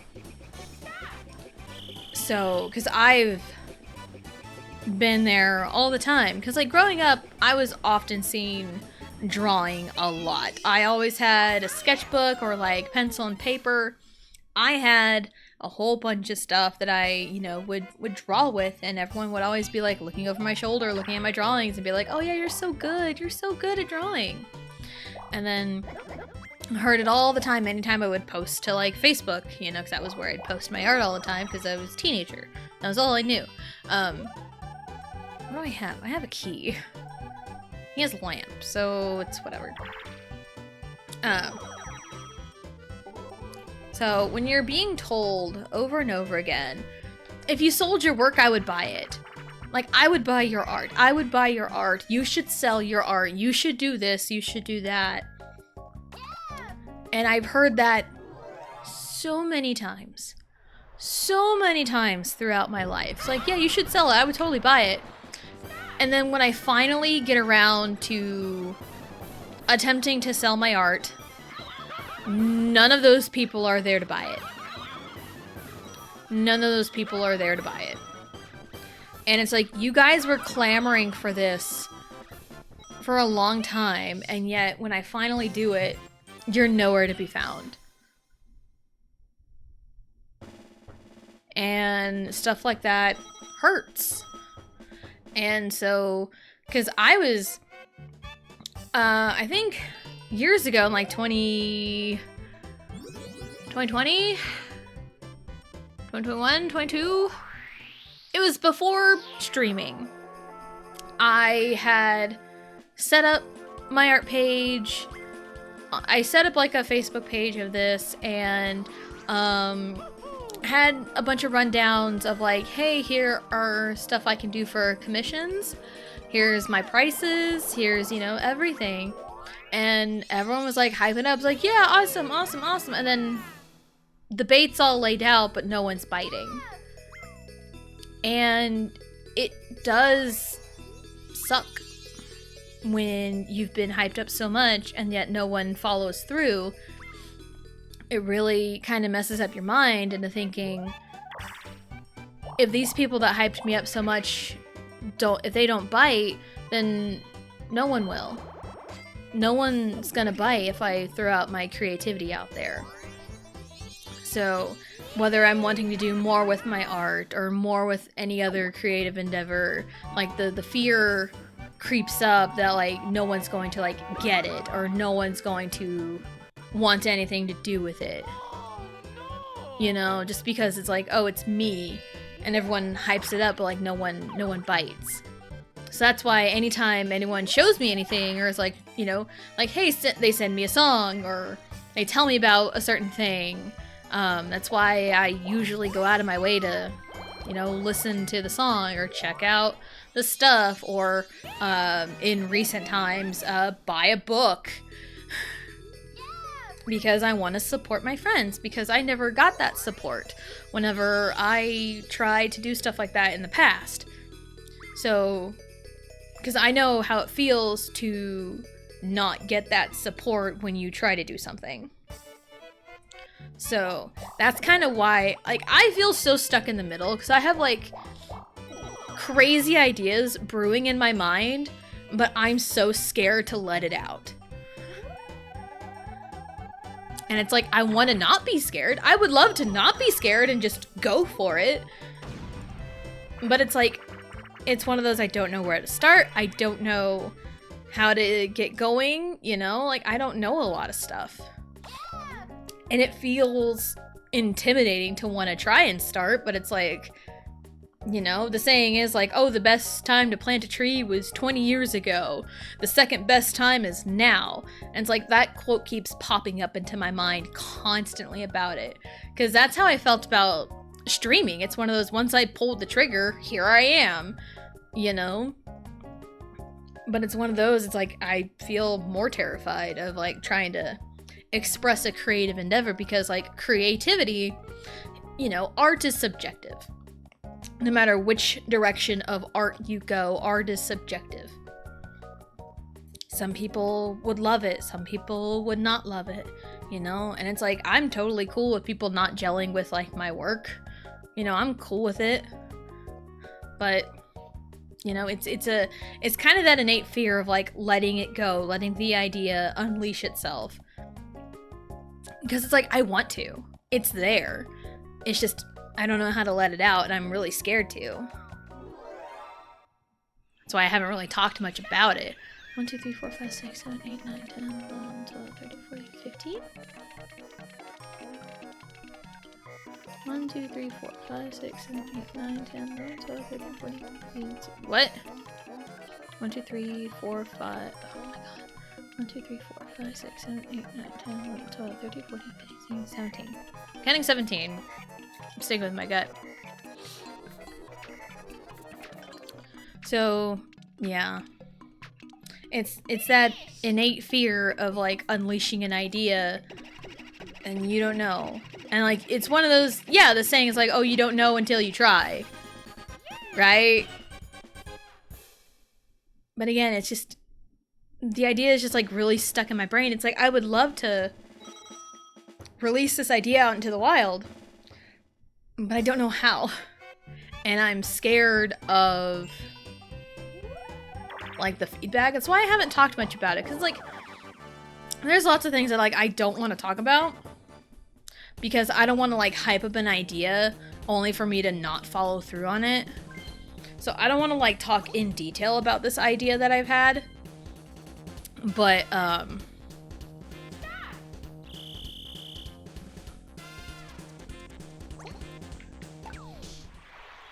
hate this.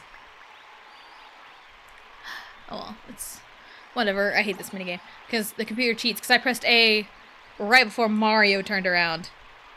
So, anywho, all that aside, but yeah, all the creativity and everything is, you know, just festering in my mind, and it's like, I'm so scared to let it out because the fear of rejection is so strong. Cause like, yeah, people see my work all the time, but it's like something where it feels bigger in my mind. So the bigger, with going bigger, you know, there's always that, the little sliver of like it not working out in the end, you know? But it's like, I'm constantly inspired by like my friends, you know? Because like they can do this stuff, like why can't I? But I still get really scared. Whee! And it's like, I know there's a bunch of things that are... Mario fucked me over. There's a lot of things that are like way bigger scale that I have in my mind that I know aren't possible. Like, would I love to like make a video game? Sure. Would I love to be in the creative room for wrestling? Sure. But there are some things within the scale of what I can do, but it's still scary to even like think about taking that leap. Because like inspiration is everywhere for me. But it's just you know, it's the internal debate of, is it worth it, is it not worth it? Do I, you know, take a leap of faith? Do I not? Like, do I go for it? You know, it's the internal dialogue there happening is just circling in my mind, and it makes me worry. It makes me worry.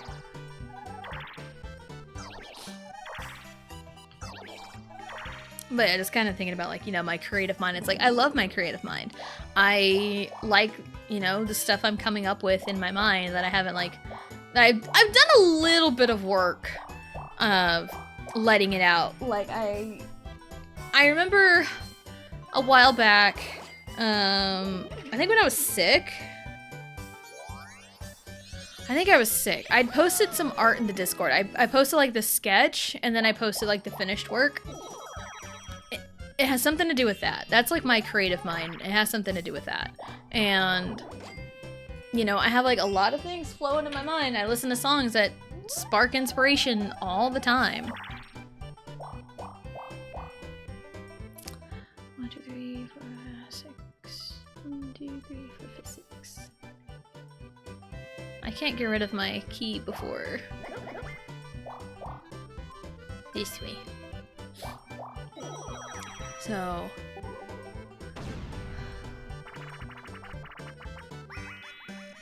and it's also one of those where I don't know who exactly to talk to about my ideas and my potential endeavors without it sounding stupid. I think that's also the fear of rejection happening there. Down, down, B. Down, down, BB. Okay. Down, down, B. B. 5, 6, 7, 8. Down, up, Z, left, up, left, down, up, Z, down, up, Z, left, up, left. Ta-da! Hello, Johnny. Hello, hello. Welcome in. Hope you're having a good day.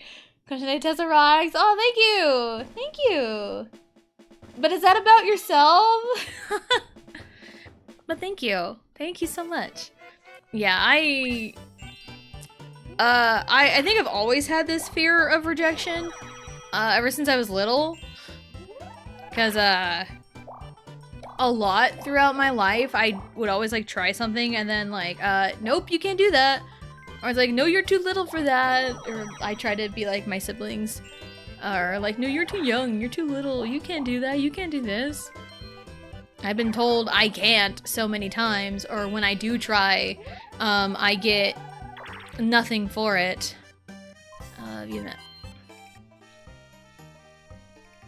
Well, it's the last turn. Might as well use this item and go up and go to the blue space. You mean even 2 hundo? Or no, 203. That's right, it's doubled. I like myself at Tessa Rocks. Thank you. But yeah, I have like this weird innate fear of rejection. I think it hinders me a lot, especially in adult life. Because I think that also loomed in my head when I started streaming. But also it's one of those, like, you know, again, going back to the quote, like, the best time to plant a tree was 20 years ago, or however many years ago it friggin' was.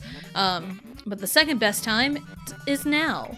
It's one of those, like, yeah, you know, it's probably something you should have started on, you know, earlier, but you can always start whenever you need to, or start now, you know, just do whatever. And I was always so concerned about like getting the proper stuff for like streaming, and I was really scared about it. And but it's like one of those, like, I didn't have to get all like the top end stuff. I just needed to just do it. And so I did it, and here I am. I'm rocking you like a hurricane. I support you and I feel it too, yeah. Thank you, I appreciate it. It's just, and I also think like the fear of rejection is relatable. I think a lot of people have it, even though they probably wouldn't tell you up front. It's kind of there, you know? It's always like a nervous feeling when you like present an idea or a feeling, or, you know, just something that requires feedback. Yeah, just something that requires feedback, and you're as nervous about the feedback. And I've always been, you know, again, hyped up, like, oh, you should sell your art, you should sell your art, you should do this, you should do that. And by the time I do, those people aren't anywhere to be seen. So it happens a lot. Who's over there? It is I, Deputy Yoshi. Wanting to stream for like a year, but I put a lot of obstacles in front of me. Yeah, sometimes it's like you just need to go ahead and do it. I know some people's concern is like, oh, you need like the latest stuff. You need like a $100 microphone and all that. I'm running off of a microphone, a simple USB microphone, a shitty laptop, and a $30 capture card. So that's what I'm operating on. So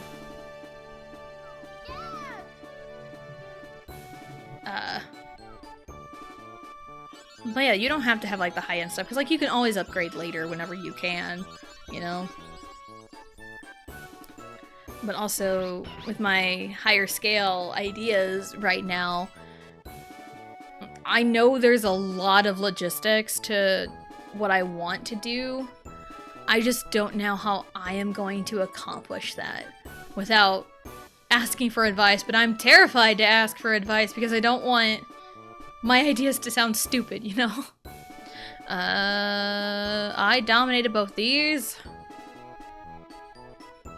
Also that one, because Peach only had one. No chance time, surprisingly. Handful of Bowser, some battles, lots of items, a handful of banks, and yeah. I might do like a minigame stadium thing. I don't do the one in Mario Party 2 very often, so we might do that. Because there's plenty of time.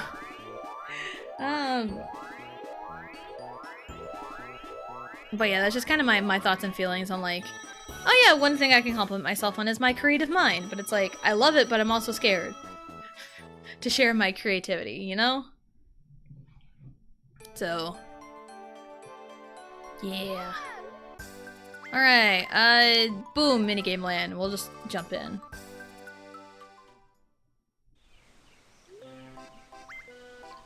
Minigame stadium.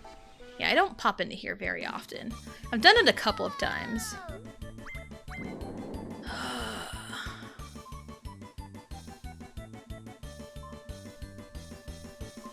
Let's do it. Hold on.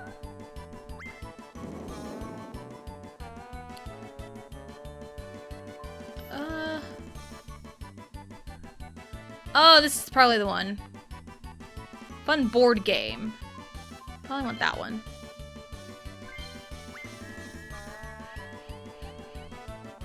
One player. Okay. All same. Hard. No handicaps. Probably go 10 turns.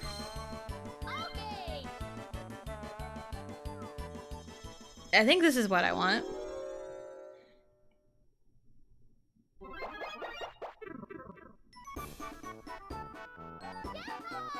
Alright. Yeah, this is what I want. Well, those rolls are better than the board itself. Not going last, but doing a little bit better.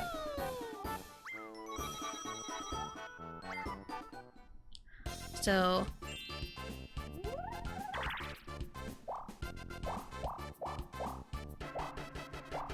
still figure 8.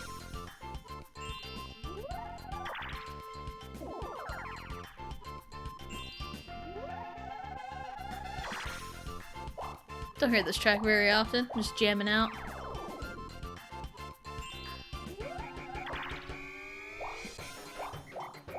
But yeah. Went from, you know, ranting about wrestling to like fear of rejection. It's pretty big. But yeah, I've mentioned it a handful of times before about I go to this horoscope person, this tarot card reader on YouTube. He also streams on Twitch, Aphrodite. I recently looked at the monthly horoscope for May. I am not a YouTube member, so I can't access part 2, unfortunately. But one of the things that he said for sun sign of Cancer is one of those, like, now is the time to, you know, sort out your eggs. Like, you know, like, don't put all your eggs in one basket, but, like, sort out your eggs. Which is, you know, just kind of figure out, like, what you want to do. And take a step and do it. And it's like, man, I really need to. I'm just so scared. I'm just so scared. But I mean, that's what courage is, right? Is when you do it scared. But also, it's like, I haven't really had much time to really sort out my ideas. I haven't really had much time to do it, and I've also been really tired lately. And there's also, like, other things that I need to do, too. Like, I need to get a project done before... oh, in a couple weeks. Because it's a graduation present for my niece. I need to get that figured out.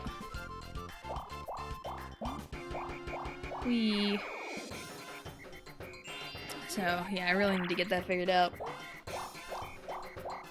Maybe sometime this week I can get working on it. It's like, I have the idea in my head, and it's like, once I probably sit down and work on the graduation project, I could probably get it done in like a day, maybe 2 days. Oh shit, I'm driving. So, it's like, I'm just such a procrastinator. I am just a big procrastinator, so I know my problem there is procrastination. Oh, this way.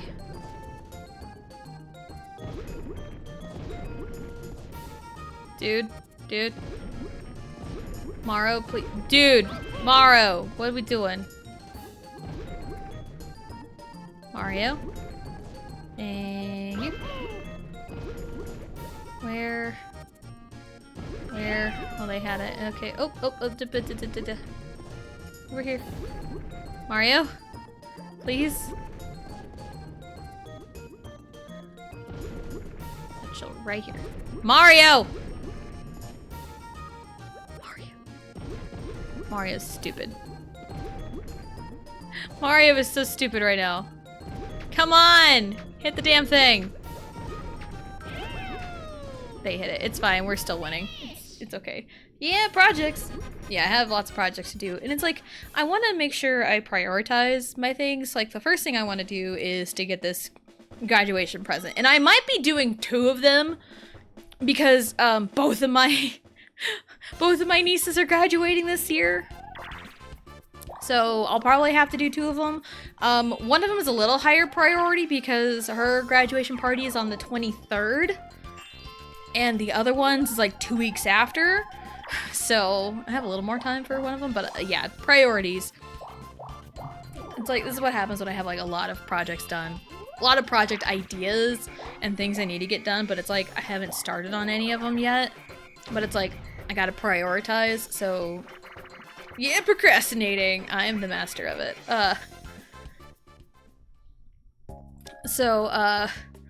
My top priority is to get the graduation presents done, and then the next priority should be my creative endeavor. Right. Hey. Ah!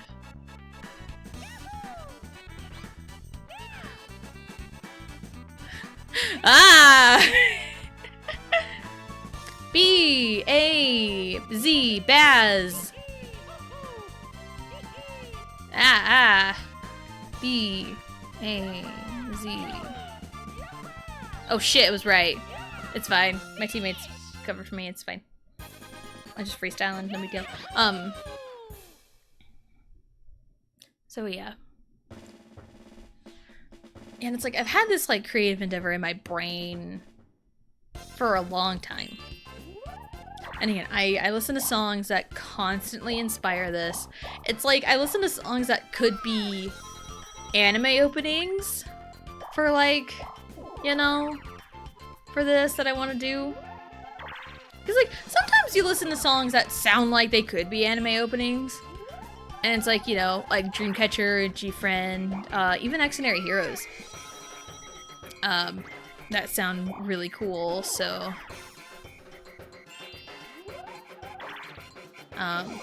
So yeah, just been listening to like music like that and like other songs here and there that inspire it.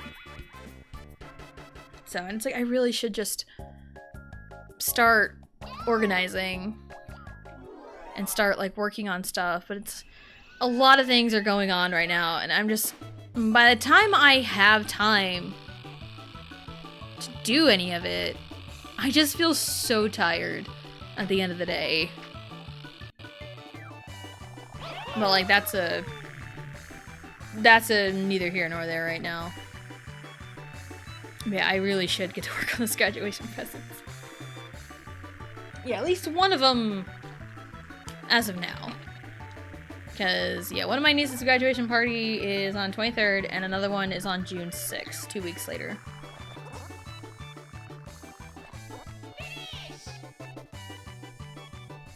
And the week after the 6th, on the 13th, we're having a birthday party for Allie. Her birthday is the 15th, but we're gonna do a party the Saturday before. Figured that'd work out a lot better.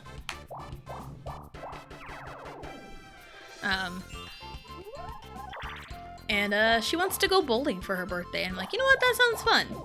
Because last year she wanted to go swimming for her birthday, so we went to a water park for her birthday last year. And this year she wants to go bowling. It's like, yes, we can do that. That'll be fun. Because we'd gone bowling sometime in the fall, and it was really fun. And we'd gone bowling before that. So I think it'd be really fun.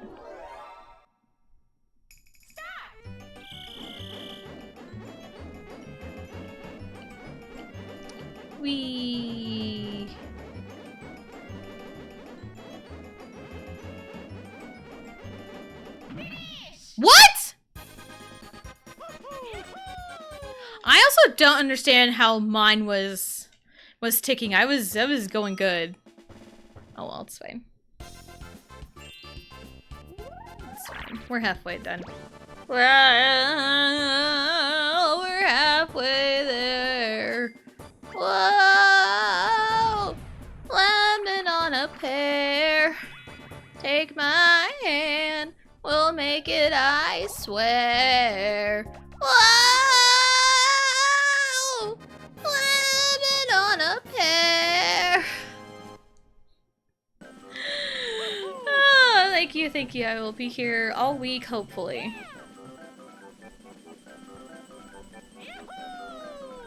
Okay, that's the one I wanted to pick anyway. That worked out. Watch, it's gonna lose. Let's go, Bob-Bomb. You are the bestest bomb that's ever bombed. You are the greatest. Believe in the heart of the cards. No! He fell. Dang. Wow. Did I get last? I might have gotten last. Yeah, that thwomp just went. Give me a second. Yep, I got last. Of course I did. Why wouldn't I get last? Why wouldn't I get last? Oh, I got third. Okay, never mind. I don't know. With Boo, I never know what constitutes when Boo crosses the finish line when he teleports or not. Go ninja, go ninja, go, go, go, go, go. Ninja, ninja, rap, ninja, ninja, rap. Ow! Try to like lift up my leg and my hand slipped. My hand cracked. It crackled. I'd rather not my hand crackle.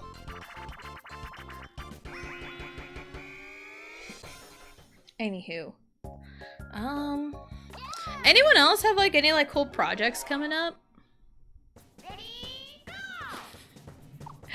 Or any like plans for the summer? Because like we're in like the final stretch of school right now. About 2 weeks left, roughly, give or take. So, and June is going to be very busy just with summer ball.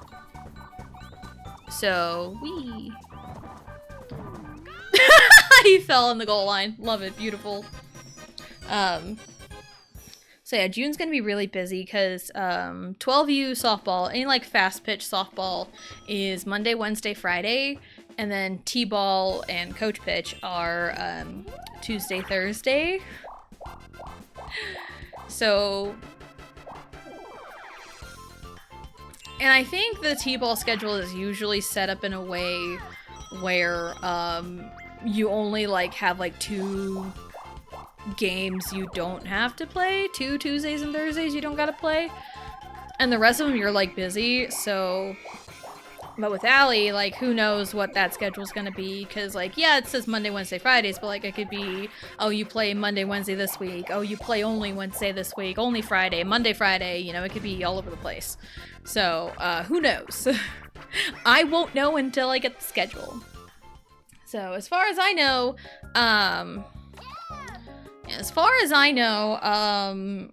they're deciding teams, and probably in the next couple weeks I'll start practices. Is my best guess. Hello, Armored Snake. Hello, hello. Welcome in. Hope you're having a good day.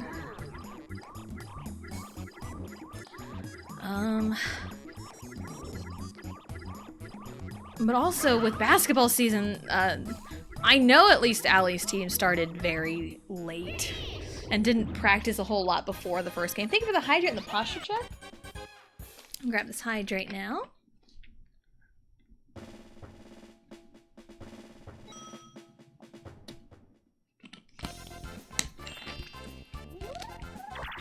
Alright. Oh, my back popped. And it popped pretty good.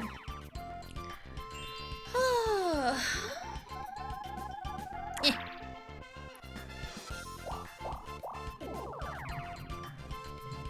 So, yeah.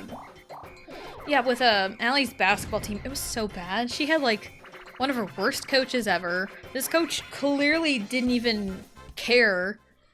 And the kids suffered greatly because the coach just didn't care, and I hate it when that happens. And Allie's softball coach last year kind of stopped caring midway through the season. So I really hope she gets a good coach this year that can like actually work with her on like fundamentals and everything. Which I'm a big stickler for fundamentals. My parents were Little League coaches for years. So I learned a lot from them and their philosophies on things. So I'm a big stickler for fundamentals. And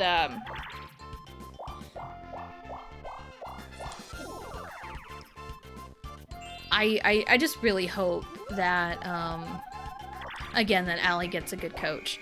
Because her best coach was her second year of Coach Pitch, was 2 years ago. That was her best coach because he worked on fundamentals with everyone. And it was Coach Pitch and it was boys and girls. So, but like, he worked with everyone. There were stations that worked on different fundamentals and the kids had a lot of fun. And, you know, the kids learned a lot. And then, yeah, last year, Allie's first year of, like, actual fast pitch didn't end too terribly well. Like, she did okay. She got on base a couple times. She had some plays here and there in terms of, like, games. But, like, practices just, I feel like, didn't really go very well. And I feel like the coach wasn't really using everyone to their full potential. And just really got lazy at the end.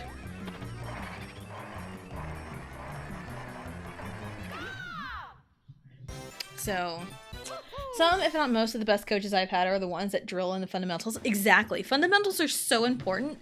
And I know I ranted about this like at the beginning of the stream, but I will continue to say it over and over and over again, that the state of youth sports is really bad. It's really gonna come down to this last minigame, isn't it? Unless I land on one of these. I don't. So it's either me or Peach. That's kind of funny. But yeah, like, the state of youth sports, they're really leaning into, you're either a pro at 5 years old or bust. You really picked this one? Why can't it be bowl over? Well, let's do it. Because, like, it's so crazy to see these 10-year-old kids already, like, being masters at their craft at only 10 years old. And it's like, you're 10. You're supposed to still be learning this shit.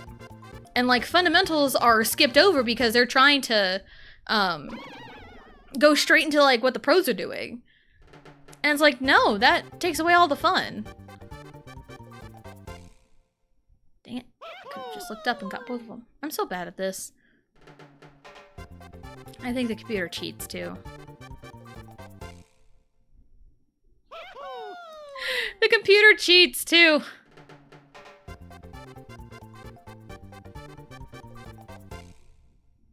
Dang it. It's fine. It's fine. We won the board today. It's okay. But yeah, like, you're either a pro at 10 years old or bust.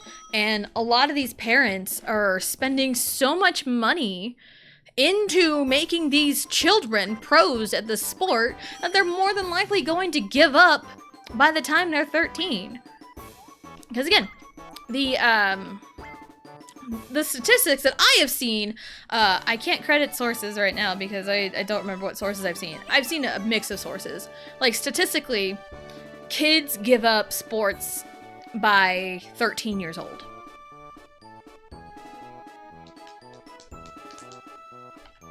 So, and I hate to see kids give up sports, especially if they're good at it and have a natural talent for it. But it's like, they need the fundamentals. They need the fundamentals to build on so they can be great players instead of just good players. But yeah, I see so many parents on TikTok complain like, I bought this $400 bat, you better get a hit with it. It's like, why are you spending $400 on a baseball bat in the first place? Bro is 10! Oh, it drives me nuts. And I just think that are ridiculous. Like, if people can't work hard and get better, that's saying Michael Jordan was just born good at basketball. He didn't have to practice. Yeah, practice makes perfect. It's the problem with it's the parents. First and foremost, it's the parents. And the problem with these parents is they want to live vicariously through their children. That's why they are making their children pros at the sport that they were never good at or never made it in, or, you know. But it's like, when you do that, you're hurting the child. And it's like, that's why I introduced my kids to these sports.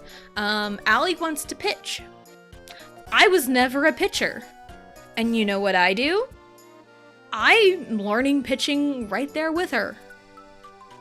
I am looking up these beginner drills. I am looking up the basics of softball pitching. Because she wants to do it, I want to help teach her. I want to learn it with her too.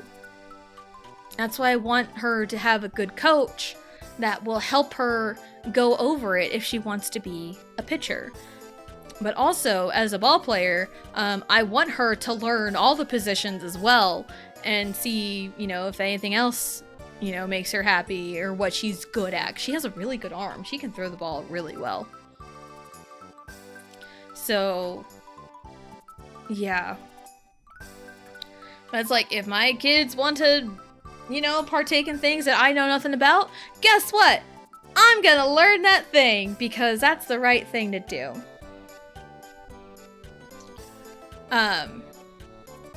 So yeah, like, even basketball. Like, I played basketball. I know the basics, but I don't know, like, all the ins and outs of everything.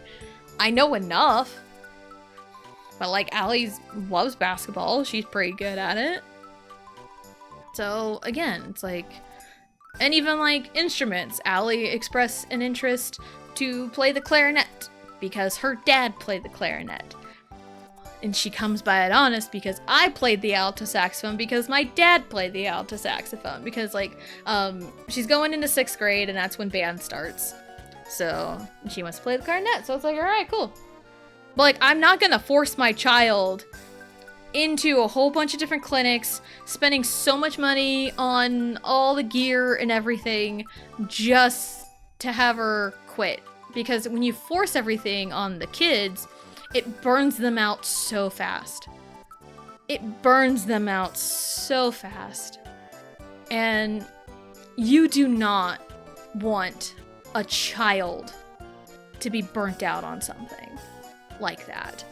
The only thing you should ever see a child burnt out on is something food related, because I have seen my kids burnt out on specific foods before. Like, I get burnt out on foods, not as often, but like, I get burnt out on food sometimes. But that should be the only thing you ever get burnt out on, especially as a kid. Because, like, if Allie gets burnt out on softball, it's because I failed her. And it's like, she loves playing catch. She loves going outside and playing catch and working on pitching. She loves doing it. So I want to encourage her want to do it. And I don't want it to feel like a need. You know? So that's kind of my thing. Been there, had a semi-live through that. But for me, it was more of golf, yeah. I also golfed, too. So, hell yeah, I mean, even if Allie wanted to express interest in golfing, first I'd have to find left-handed clubs, Or she's gonna have to learn right-handed. But yeah, like if my kids want to do something, I'm all for it and helping them learn. Hell, I'll learn with them, like Allie with pitching. Like I'm learning with her. I'm learning all the beginner stuff because I was an outfielder. I did pitch a little bit in like 4th grade, but that was slow pitch, not fast pitch. So yeah, but I'm learning all the drills with her. I'm helping her work on stuff. I want to make sure she gets a good foundation so she can build on it. Like the last time we worked was just a couple days ago on Sunday, and she threw like a few consistent strikes, you know, which that's good. And also with these pitchers nowadays, it's either you have 5 fucking breaking balls or bust, and it's like, bro, where's their fastball? That's like what they need to work on first and foremost. You know, like everything else will come later. Let them master the mechanics first, and then you can build on it. So, golf was more of a way for me to connect, spend time with my dad and granddad. I love that. I love that. Golf was definitely a way for me to spend time with my dad too. Because I mean, the last time I golfed, I was in a tournament. It was a charity tournament. It was a 4-man scramble with me, my dad, my older brother, and one of my brother's friends, who happened to be the dad of one of my high school friends, so it just worked out, I guess. And we won the tournament in this 4-man scramble, which was lots of fun moments too. But yeah, you know, it's just a way to spend time. Like Allie also likes doing art. She likes drawing. She likes reading. She likes a lot of different things. Which, for 1, she's a child. 2, she's a Gemini child. And for 3, a lot of these interests, I have them too. So I'm right there with her and encouraging it. Like, she wanted to learn some K-pop dances, and I tried teaching her G. She doesn't quite have the rhythm down. And it's so funny watching her try to figure it out. But she gets it. She's getting it. But like, yeah, she comes to me and like, yeah, I'll find something for you. So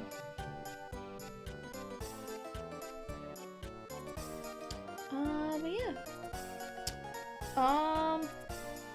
Well, that'll be it for today. Schedule for tomorrow's Wednesday. Tomorrow we go back to the Little League World Series and take my friends to the World Series, hopefully. My Little League team, I started this on Friday. It is composed of myself, Blue and Gihan, Hip, Lim, JT, Sylvia, and Owl and Xochi. That is my Little League team that I have created because I miss my friends, so I made them a Little League team, and I'm going to take them to the World Series and win. That is my goal, is to take them to the World Series and win. So, I think it'll be fun. It'll be really fun. So you'll tune in for me to cheer on, like, yeah, JT! Yeah, Sylvia! And me just, like, yelling over things that I have full control over. But it's really fun to cheer on my friends. Today's what, Tuesday? Ooh, Owl is... Speaking of Owl... Owl's there. I don't know when Blue's starting. I don't know if she has taken a nap or not. But, I don't know if I'm going to activate her like a sleeper agent, but Owl is live right now. We can go raid Owl. He's playing Resident Evil.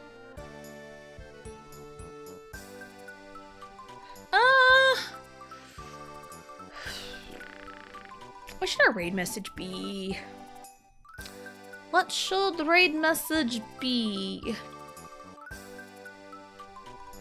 Yeah, absolutely. And like, everyone's free to stop by whenever they have time.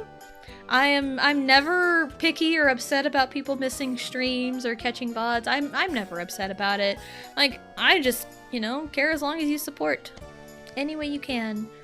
Or just, you know, follow, catch VODs, show up, lurk, whatever. I don't care. So, raid message. I'm so bad at these.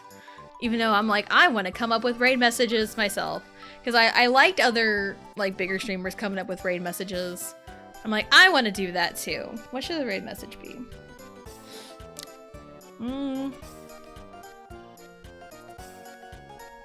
Because I mean, like, you know what, we'll make it well, I don't know.